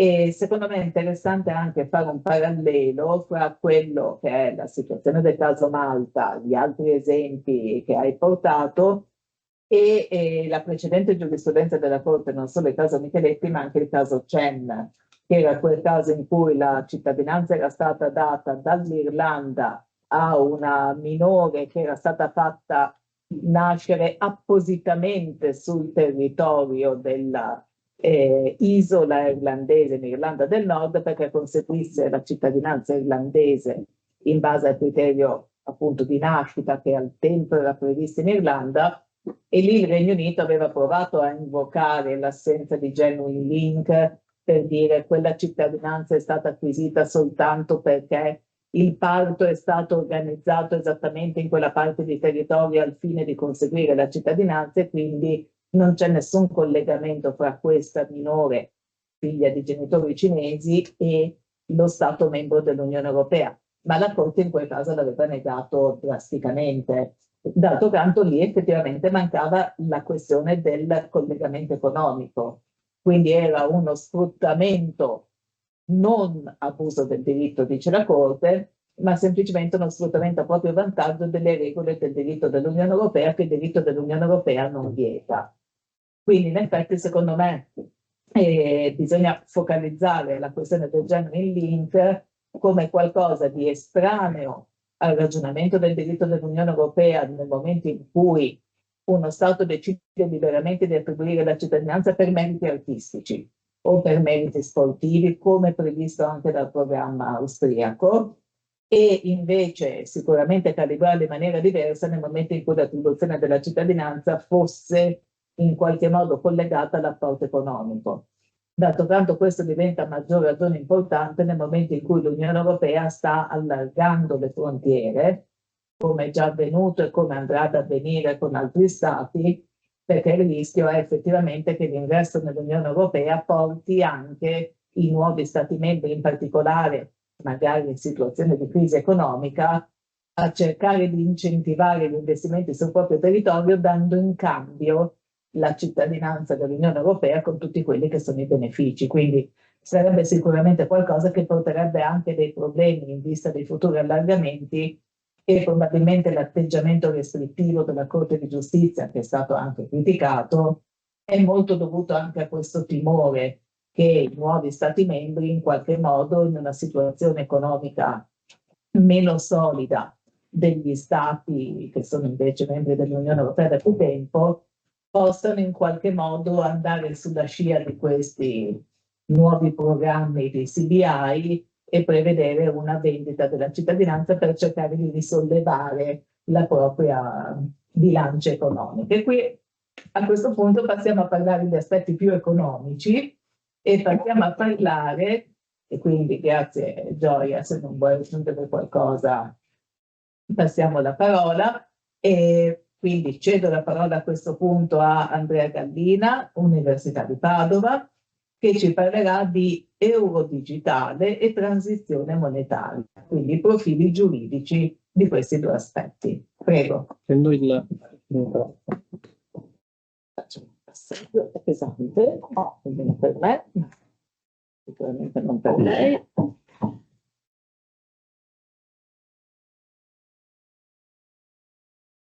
Grazie professoressa. Io mi unisco ai ringraziamenti al comitato scientifico e al comitato organizzativo per avermi dato l'opportunità di poter parlare dell'argomento della mia ricerca di dottorato. Io in questi minuti vorrei darvi una panoramica generale, comunque sintetica, ma cercherò di non essere superficiale, di quello che è appunto la moneta digitale di banca centrale e in particolare l'euro digitale. Mi concentrerò in un primo momento su quelli che sono i motivi che hanno spinto gli stati del mondo, in particolare le loro banche centrali, a riflettere sulla possibilità di emettere una moneta digitale di banca centrale e poi su alcuni, ovviamente per ragioni di tempo non tutti, profili giuridici che emergono in particolar modo dalla proposta di regolamento sull'euro digitale. Io partirei dalla risposta a un primo interrogativo, che è: perché una moneta digitale di banca centrale? Io mi riferisco in particolare al fenomeno delle cosiddette Central Bank Digital Currencies, che sono queste forme di moneta digitale aventi corso legale, che sono però direttamente emesse da una banca centrale e che rappresentano quindi una passività nel bilancio della banca centrale.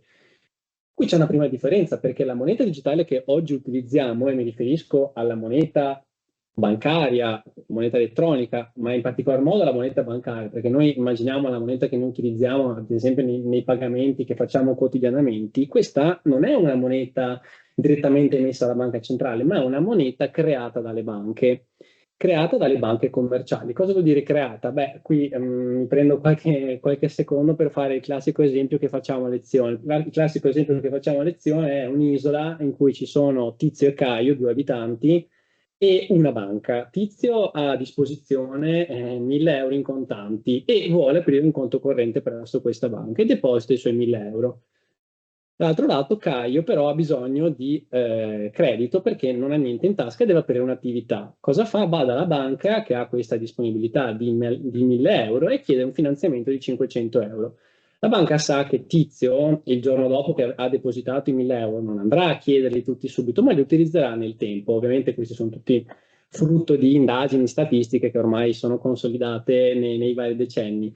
E quindi cosa fa la banca? Apre un conto corrente, ad esempio mette a disposizione attraverso un'apertura di credito i 500 euro a Caio, ed ecco che la banca ha creato moneta, ha creato, meglio ancora, potere d'acquisto. A partire da 1.000 euro ne abbiamo 1.500. Immaginate che questo meccanismo viene utilizzato e viene riprodotto su una scala vastissima ed è tutto frutto di indagini statistiche, ma soprattutto ad oggi di una iperregolamentazione di questi soggetti vigilati.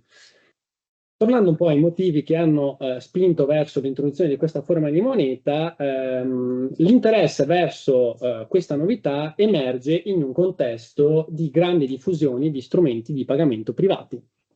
E non mi riferisco ai sistemi di pagamento tradizionali bancari, perché quelli sono strumenti di pagamento di soggetti vigilati, ma mi riferisco a, ad esempio, criptovalute e stablecoin. Questi sono strumenti, per carità, diversi. Le criptovalute hanno già dimostrato un limite nell'utilizzo nell'essere utilizzate come strumento di pagamento. Le criptovalute sono per lo più utilizzate come vengono detenute come a fini speculativi, ma le stablecoin sono destinate a questa è la più grande minaccia, a sostituire la moneta pubblica nei pagamenti digitali. Perché? Perché sono monete e sono anche queste criptovalute che nascono con l'obiettivo di mantenere una certa stabilità nei prezzi, perché sono ancorate a un paniere di beni con un valore stabile, in particolare a valute. E quindi ecco che in questo contesto di emersione di strumenti privati, che attenzione, sono strumenti che sono sottratti a un controllo pubblico istituzionale, ed è questo il problema. Le ricadute negative potrebbero essere sulla stabilità del sistema dei pagamenti, sulla capacità della moneta pubblica di continuare a fungere appunto da presidio di fiducia nel mercato e anche nella tutela degli utenti. Immaginate l'ingente traffico di dati personali che circolano in piattaforme cosiddette decentralizzate, quindi che sfuggono a un controllo e quindi al di fuori, mi viene in mente, in ambito europeo, dal perimetro ad esempio del GDPR.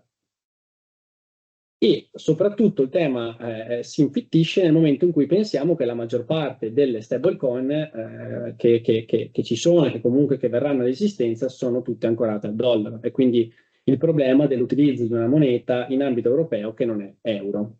E qui la prima minaccia è quella al concetto di sovranità monetaria, no? E sovranità monetaria che è intesa come il potere esclusivo attribuito a uno Stato e in particolare alla banca centrale di emettere una valuta legale, di definire il perimetro, il quadro operativo della politica monetaria, di controllare l'inflazione, di controllare la stabilità dei prezzi e la stabilità finanziaria. E quindi la diffusione di questi strumenti privati rischia di incedere sulla capacità dell'autorità pubblica di governare la circolazione monetaria. Ora, in questo quadro si inserisce anche la proposta di moneta digitale di Banca Centrale Europea, e mi riferisco all'euro digitale. E qui passiamo un po' alla parte più interessante sicuramente nel contesto europeo, che è questa proposta di regolamento della Commissione Europea del 28 giugno 2023, che ora è ancora al vaglio di Consiglio e Parlamento Europeo, che alla luce della quale vi sono diversi profili giuridici che io sto studiando nel mio percorso, ma di cui vorrei parlarvi anche oggi. Il primo è un impatto nel nostro ordinamento, e quindi io ho un po' un'impostazione, diciamo, civilistica, e quindi il primo è l'impatto sulla disciplina delle obbligazioni pecuniarie. Noi sappiamo che il nostro codice civile è, e in particolare la disciplina appunto delle obbligazioni pecuniarie, mi riferisco agli articoli 1287 e seguenti, è una disciplina tradizionalmente imperniata sul principio del potere liberatorio del contante e sulla centralità del contante quale paradigma assolutorio dell'adempimento. La moneta concepita nel 1942 è chiaramente unicamente una moneta fisica. Ora, è vero che la giurisprudenza e soprattutto la Cassazione, con una importantissima pronuncia del 2007, ha detto che gli effetti del contante, moneta avente corso legale, cosa vuol dire avente corso legale? Faccio un breve inciso, vuol dire obbligo di accettazione da parte di chi la riceve e potere di estinguere un'obbligazione di pagamento. Ecco, dicevo, la giurisprudenza ci dice che tutte le altre forme di pagamento, e la pronuncia del 2007 è famosa, ad oggetto un pagamento con assegno bancario, è sicuramente un pagamento assolutorio che deve essere accettato, ma qui non tanto, secondo me, per la natura della forma di moneta e quindi di moneta bancaria, che sia o meno moneta avente corso legale poco ci interessa, ma perché, dice la Cassazione, ha potere assolutorio, perché ha la funzione di trasferire la disponibilità giuridica economica di una somma di denaro, come lo farebbe la tradizio, quella vera e propria di contante fisico. In ogni caso qui il problema non c'è, perché la proposta di regolamento ci dice proprio che la moneta, l'euro digitale, avrà corso legale, ed ecco che a mio avviso qui siamo per la prima volta di fronte a una moneta digitale che avrà ufficialmente, normativamente, anche un valore legale come il contante. Non a caso la proposta di regolamento dell'euro digitale viaggia parallelamente a una proposta di regolamento sul corso legale della moneta, che va a recepire dei principi sanciti prima dalla Cassazione, ma soprattutto dalla Corte di Giustizia dell'Unione Europea, che sono quelli che vi ho detto poc'anzi, quindi moneta avente corso legale, obbligo di accettazione e potere assolutorio.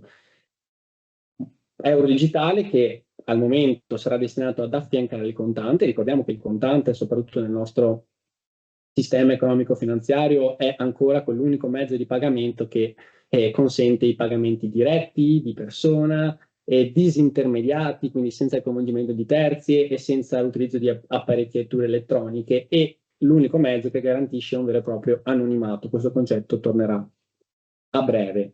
Non nascondo che comunque c'è parte della dottrina che parla di un corso legale cosiddetto dimezzato. Perché? Perché se noi andiamo a guardare l'articolo 9 della proposta di regolamento, notiamo subito che sono veramente numerose le esenzioni e le deroghe all'obbligo di accettazione. Chiaramente è una novità che dovrà essere recepita da tutti, anche dai piccoli esercenti, e quindi ci dovrà dare il tempo a tutti di avere gli strumenti per accettare questa nuova forma di moneta. Il secondo profilo, secondo me, è uno dei forse il più interessante, è quello dell'impatto che avrà questo euro digitale sul sistema bancario. Perché voi immaginate subito il rischio evidente, quello di un rischio di trasferimento dei depositi bancari in depositi di euro digitale, soprattutto se questo euro digitale sarà una moneta gratuita o in ogni caso a basso costo, una moneta sicura, una moneta accessibile a tutti, direttamente emessa dalla banca centrale. Vuol dire anche che viene meno il cosiddetto rischio di liquidità, che è tipico delle banche commerciali. Nell'ambito europeo forse meno, ma abbiamo visto di recente la Silicon Valley Bank e Credit Suisse, che sono problemi che possono comunque esserci anche oggi. E quindi vi potrebbe essere una difficoltà nel reperimento della liquidità da parte delle banche e un conseguente aumento dei costi dell'accesso al credito. L'attività bancaria è quell'attività di raccolta del risparmio presso il pubblico e concessione di credito. Viene meno la raccolta del risparmio, chiaramente ci sono dei pesanti effetti sulla concessione di credito. La proposta di regolamento è ben conscia di questa problematica e infatti ha previsto la possibilità di introdurre dei limiti, soprattutto alla funzione di riserva del valore dell'euro digitale. Quindi ad esempio andrà a imporre dei limiti di detenzione, si parla di un limite di 3.000 euro, e poi si potrà dare la possibilità, anzi si darà sicuramente la possibilità alle banche commerciali di gestire i wallet in euro digitale e soprattutto tutti i servizi relativi. Quindi rimaniamo ancora all'interno di un perimetro di forte intermediazione, proprio per evitare un conflitto tra una moneta digitale pubblica e una moneta digitale privata. Ultimo, ma non per importanza, è il tema relativo alla protezione dei dati personali, che è un tema molto caro all'Unione Europea, chiaramente, e giustamente direi anche. La proposta di regolamento è ben consapevole anche di questo tema, e però giustamente ci dice attenzione al bilanciamento tra un euro digitale che dovrebbe garantire un elevato grado di tutela della vita privata e dei pagamenti digitali dei cittadini, dall'altro però anche un euro digitale che deve assolvere a tutta quella e rispettare tutta quella normativa in materia di antiriciclaggio e lotta e contrasto al finanziamento al terrorismo. Qui c'è la prima dicotomia tra anonimato e privacy, un conto l'anonimato, un conto la privacy. L'anonimato è quel connotato tipico del pagamento in contante. Il pagamento in contante non lascia traccia. L'euro digitale dovrà per forza di cosa garantire anche una certa forma di anonimato. Dove lo garantirà? Nei pagamenti offline. L'euro digitale sarà una moneta che è utilizzabile anche in un contesto offline. Chiaramente invece nei momenti in cui sarà fatto un pagamento online, l'attenzione dovrà certamente essere rivolta sempre più alle norme in materia di antiriciclaggio. Cosa dice la proposta di regolamento? La proposta di regolamento dice che sarà necessario ridurre al minimo il trattamento dei dati, la privacy certamente ci deve essere, ma anche il trattenimento, forse possiamo dirlo, dei dati personali, e di ricorrere sicuramente anche a misure di sicurezza e tutela della vita privata dei cittadini.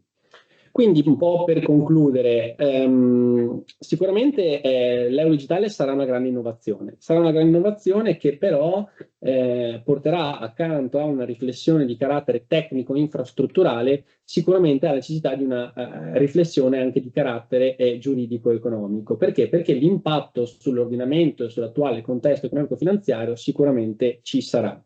L'obiettivo infatti è quello di introdurre una moneta che però riesca a perseguire tutti quei buoni propositi che si è prefissata.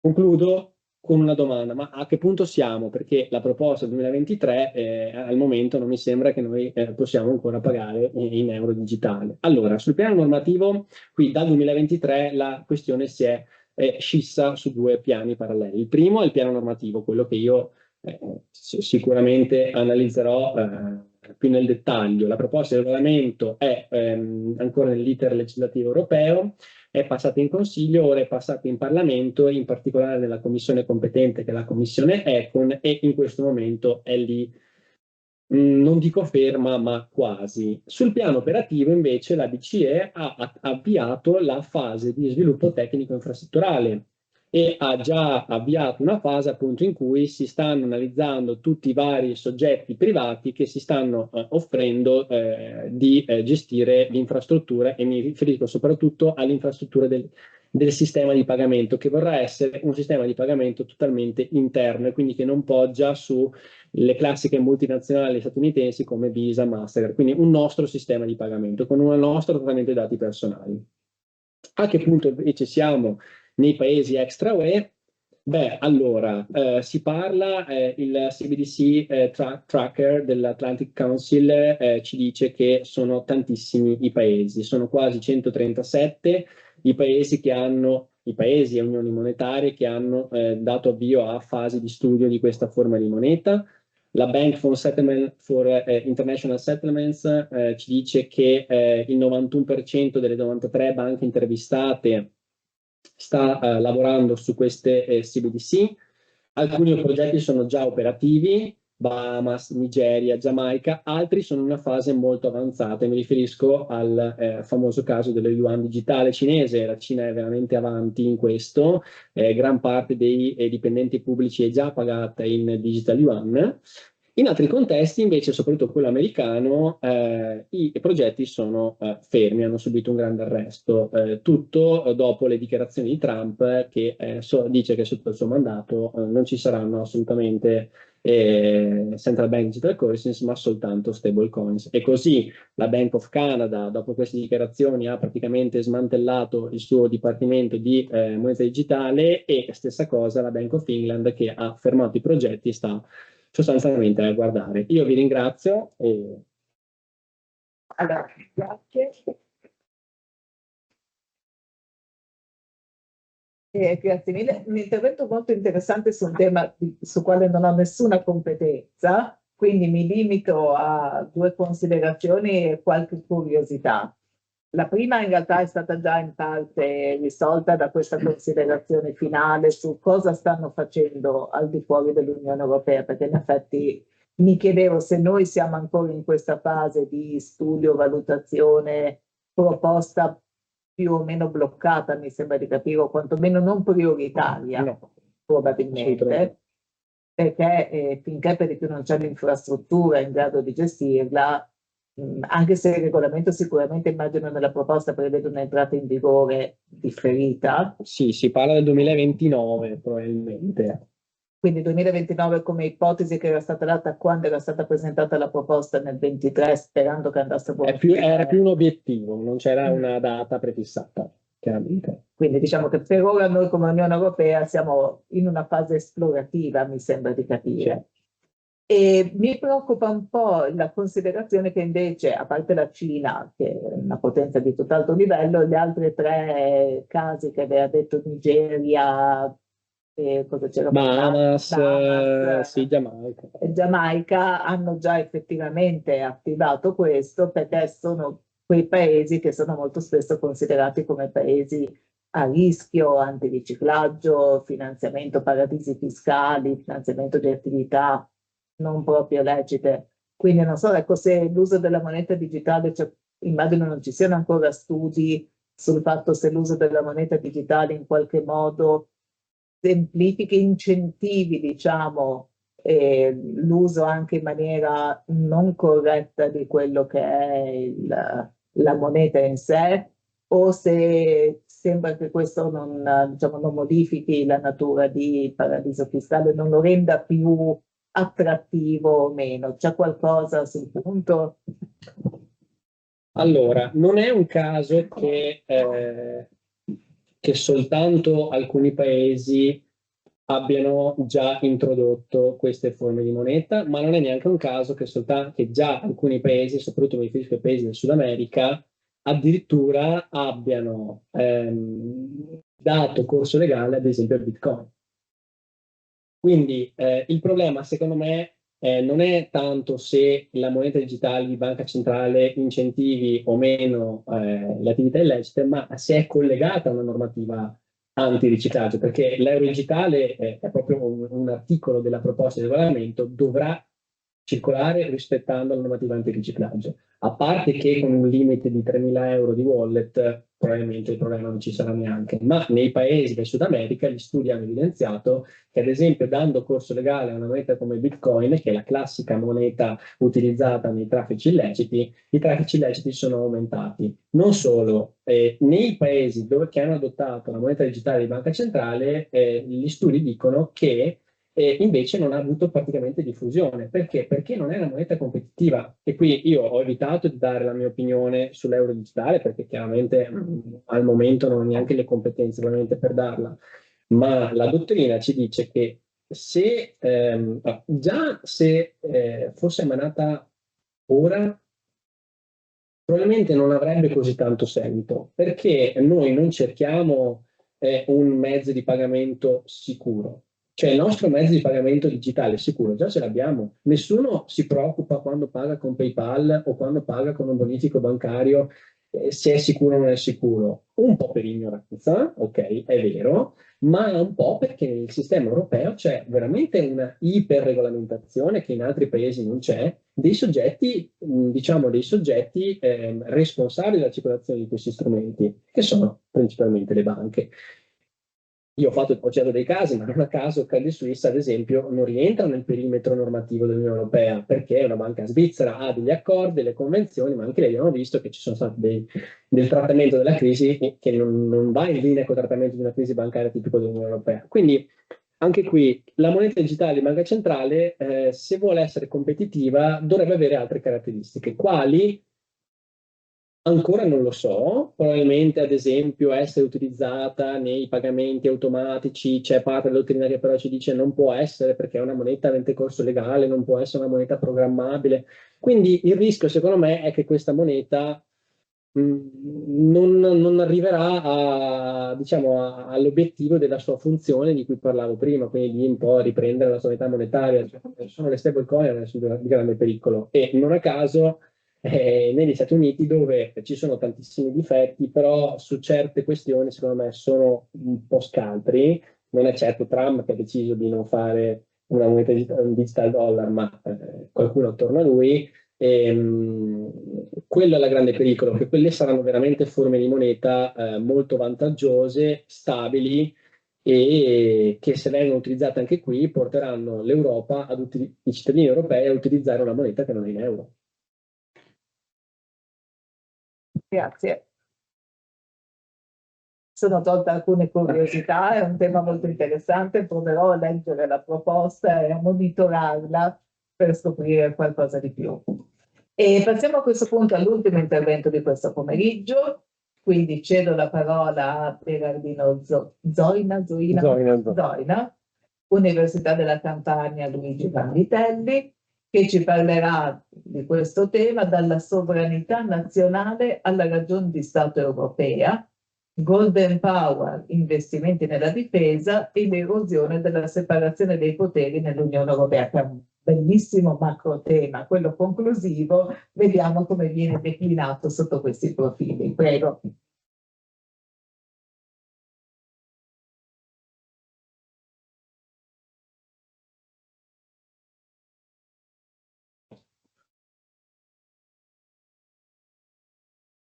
Sì, grazie professoressa, grazie al Comitato Scientifico e alle due università per l'ospitalità, per aver accettato la mia proposta di intervento. Vengo subito al dunque, data anche l'ora, siamo a fine giornata, quasi inizio dell'aperitivo, quindi proverò ad essere senz'altro nei 12 minuti assegnati. Allora, il tema riguarda appunto l'intervento dello Stato nell'economia e in particolare il controllo degli investimenti esteri fatti, da soggetti in particolare da soggetti privati all'interno di stati membri dell'Unione Europea. In particolare, ecco, l'intervento pubblico nell'economia, in particolare negli ultimi 6 o 7 anni, quindi Covid, mutamento delle condizioni geopolitiche, evoluzione nei rapporti tra stati, Oriente, Occidente, Unione Europea, c'è stato un forte intervento e soprattutto una maggiore incisività da parte degli stati, poi all'interno in particolare per quanto riguarda il controllo degli investimenti esteri, quindi in particolare per quanto riguarda proprio appunto interventi prescrittivi o di divieto da parte di determinate operazioni societarie all'interno di stati europei, per esempio acquisizione, fusione o scissione di società di rilevanza strategica che possono in qualche modo possono attentare alla sicurezza e l'ordine pubblico interno, per esempio per quanto riguarda lo Stato italiano, ma in generale per quanto riguarda l'Unione Europea. Rispetto a tutto questo noi partiamo, e vengo già a un secondo punto della relazione rispetto appunto ad una graduale erosione del principio di separazione dei poteri, soprattutto per quello che riguarda il rapporto potere esecutivo, potere giurisdizionale, perché buona parte della dottrina della letteratura europeistica, e non solo, sostanzialmente già le attuali norme, sia europee sia quelle un po' nazionali, che in qualche modo scontrano ancora una sorta di mancanza di coordinamento, di frammentarietà, però sono tutte quante delle norme molto molto invasive di quello che sono i poteri dell'esecutivo. Infatti spesso si parla di norme dirigistiche e soprattutto di norme che in qualche modo sono un po', mettiamolo così, tra tante virgolette, lontane dal concetto di rule of law, quindi dal principio di tipicità, di nominatività, di legalità, di riserva di legge, che un po' è la tradizione della nostra cultura giuridica europea, italiana, francese e non solo. Quindi rispetto a tutto questo, invece, appunto, per rispondere a delle esigenze di tutela appunto degli asset strategici nazionali ed europei, c'è stato sempre un maggiore intervento, come dicevo prima, di poteri statali in determinate operazioni private. Rispetto a tutto questo, l'Unione Europea per la prima volta si è dotata di un regolamento europeo nel 2019, ora oggetto di un faticoso post comunicazione del 2022, quindi anche un po' a valle di quello che è stata la pandemia da Covid-19, a un nuovo regolamento che tende a migliorare una serie di cose che in particolare per quanto riguarda il coordinamento tra gli stati, alcune garanzie procedimentali rispetto appunto agli interessi, agli stakeholder, alle imprese che chiedono l'autorizzazione allo Stato rispetto a quella determinata operazione. E su questo quindi è fondamentale proprio appunto ora il punto qual è? Il bilanciamento da una parte dei poteri di interessi, dell'interesse strategico nazionale, e dall'altra parte invece con la tutela di principi cardine dell'Unione Europea, appunto la libertà di stabilimento, la concorrenza, il mercato unico, che sono 3 principi cardini dell'Unione Europea. Rispetto a tutto questo, il punto chiave anche nel rapporto diritto interno, diritto dell'Unione Europea, riguarda appunto i procedimenti amministrativi composti, che appunto sostanzialmente sono un procedimento amministrativo bifasico in qualche modo, dove c'è sostanzialmente, formalmente una competenza statale, ma sostanzialmente anche europea, però l'amministrazione capofila sostanzialmente è quasi sempre un'amministrazione interna, quindi per esempio nel caso italiana chi svolge l'amministrazione procedente, l'amministrazione capofila è la Presidenza del Consiglio dei Ministri attraverso il nucleo di coordinamento in materia di Golden Power. E dico questo perché mentre soprattutto applicato al caso difesa, e quindi vengo all'altro sottotitolo dell'intervento, oggi ci troviamo appunto che da una parte la Commissione europea e il Consiglio europeo appunto con il programma Prontezza Europea 2030 ci sono massicci investimenti per creare un sistema di difesa unico europea, quindi molto più finanziamenti statali, molte più imprese grandi e piccole che operano all'interno di stati europei, anzi spesso hanno sedi in più stati europei, e quindi viene ancora più concretamente in luce il tema dei procedimenti amministrativi composti, però allo stesso tempo magari ci troviamo con delle partecipazioni all'interno azionarie da parte di diversi attori magari non europei, che magari detengono delle quote proprietà di piccole e medie imprese, caso diciamo paradossale, l'Inter, che invece diciamo si occupano di difesa, e quindi a maggior ragione è necessario, ecco, diciamo, questo provo diciamo, un po' ad indagare anche rispetto a questa diciamo, mia ricerca, diciamo, delle modifiche ai procedimenti amministrativi composti, di dare con chiarezza e trasparenza diciamo, delle competenze definite e definitive da parte della Commissione europea, soprattutto ecco, per garantire poi, appunto degli obiettivi del processo diciamo, anche di integrazione europea e soprattutto di consolidamento della sovranità in qualche modo non statale ma appunto europea, e poi diciamo l'obiettivo diciamo, più o meno politico da portare avanti da qua ai prossimi 5 anni e non solo, nonostante tutte le difficoltà anche di questi giorni.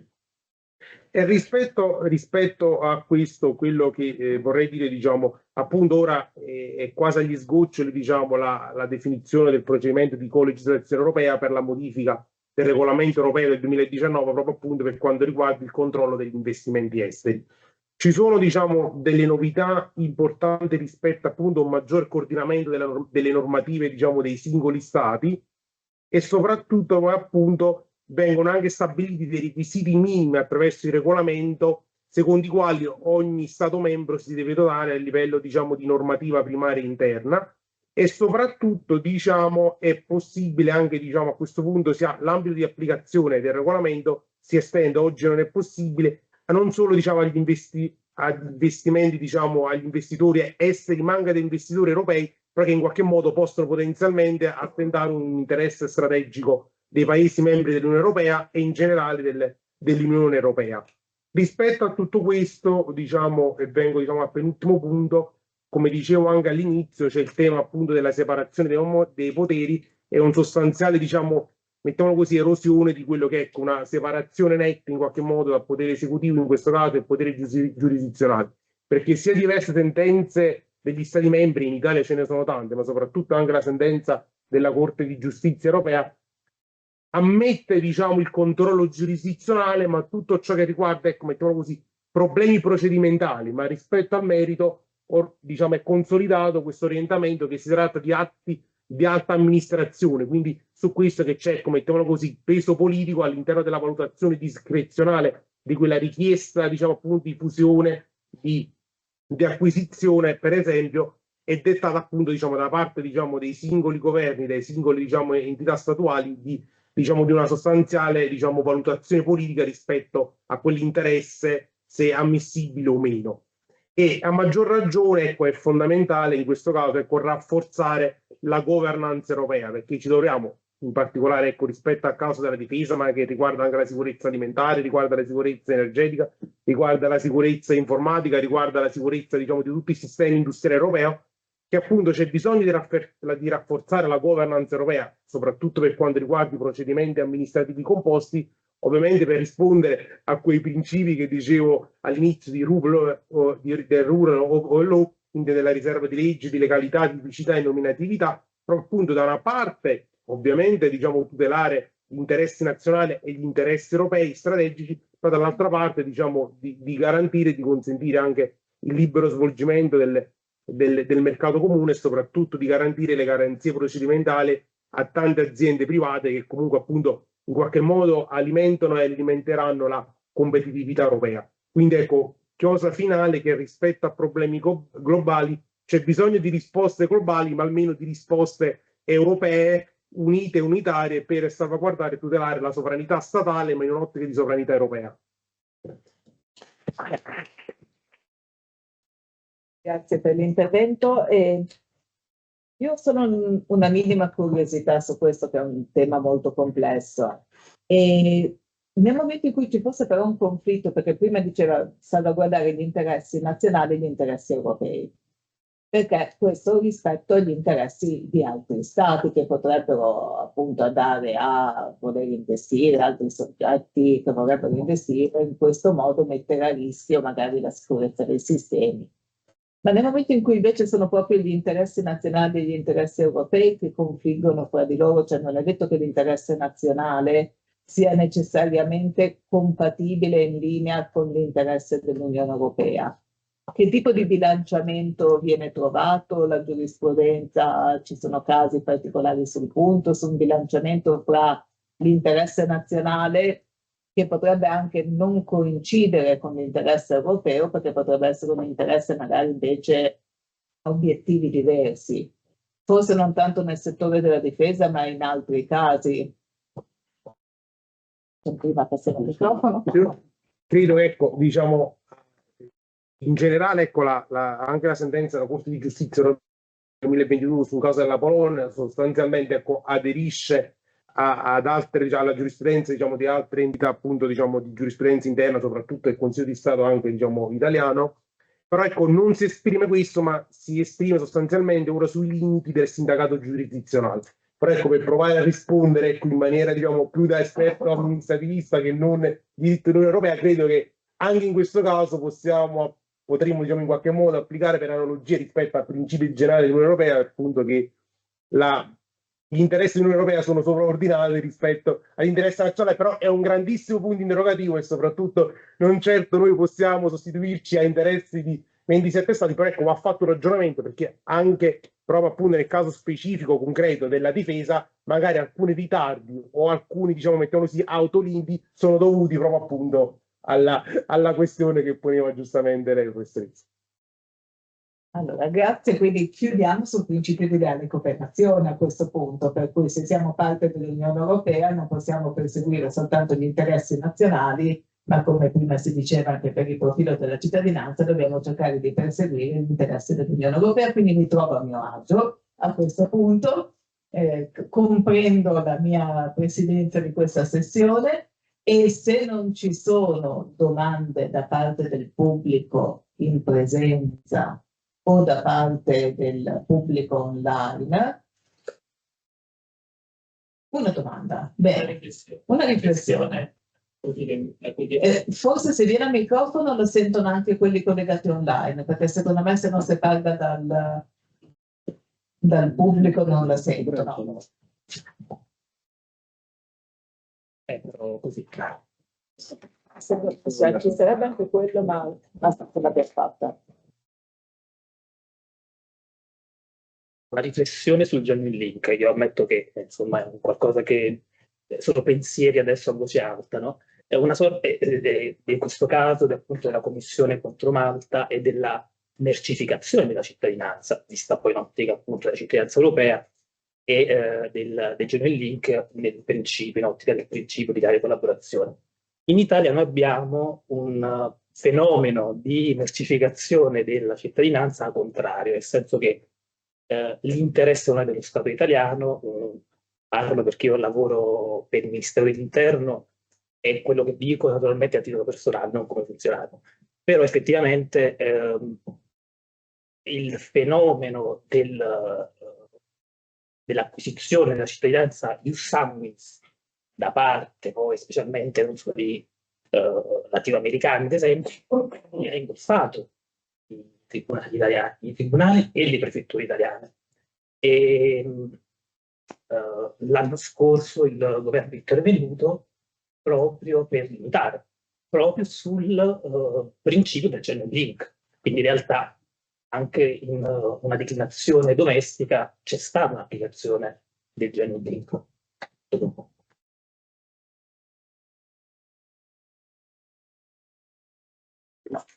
È interessante come considerazione perché effettivamente da questo punto di vista potremmo dire forse siamo più in linea noi con le richieste quantomeno della Corte di Giustizia, perché l'estremizzazione a cui effettivamente si era arrivati in certi casi, anch'io ho conoscenza di casi dove le persone andavano a reclamare la cittadinanza perché il bisnonno, trisnonno emigrato nell'America Latina era italiano e quindi a cascata andavano a richiedere la cittadinanza, faceva perdere l'effettività del genuine link, anche il nostro principio di consentire effettivamente la perpetuazione della cittadinanza italiana non poteva andare oltre certi limiti, quindi considerazione interessante che assolutamente condivido.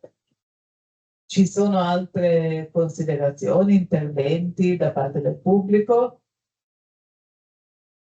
No. Allora direi che possiamo ritenere conclusa la sessione di oggi. Ringrazio di nuovo gli organizzatori, mi complimento con tutti i partecipanti alla mia sessione, ma ovviamente anche in generale, e quindi vi auguro un buon lavoro anche per la giornata di domani.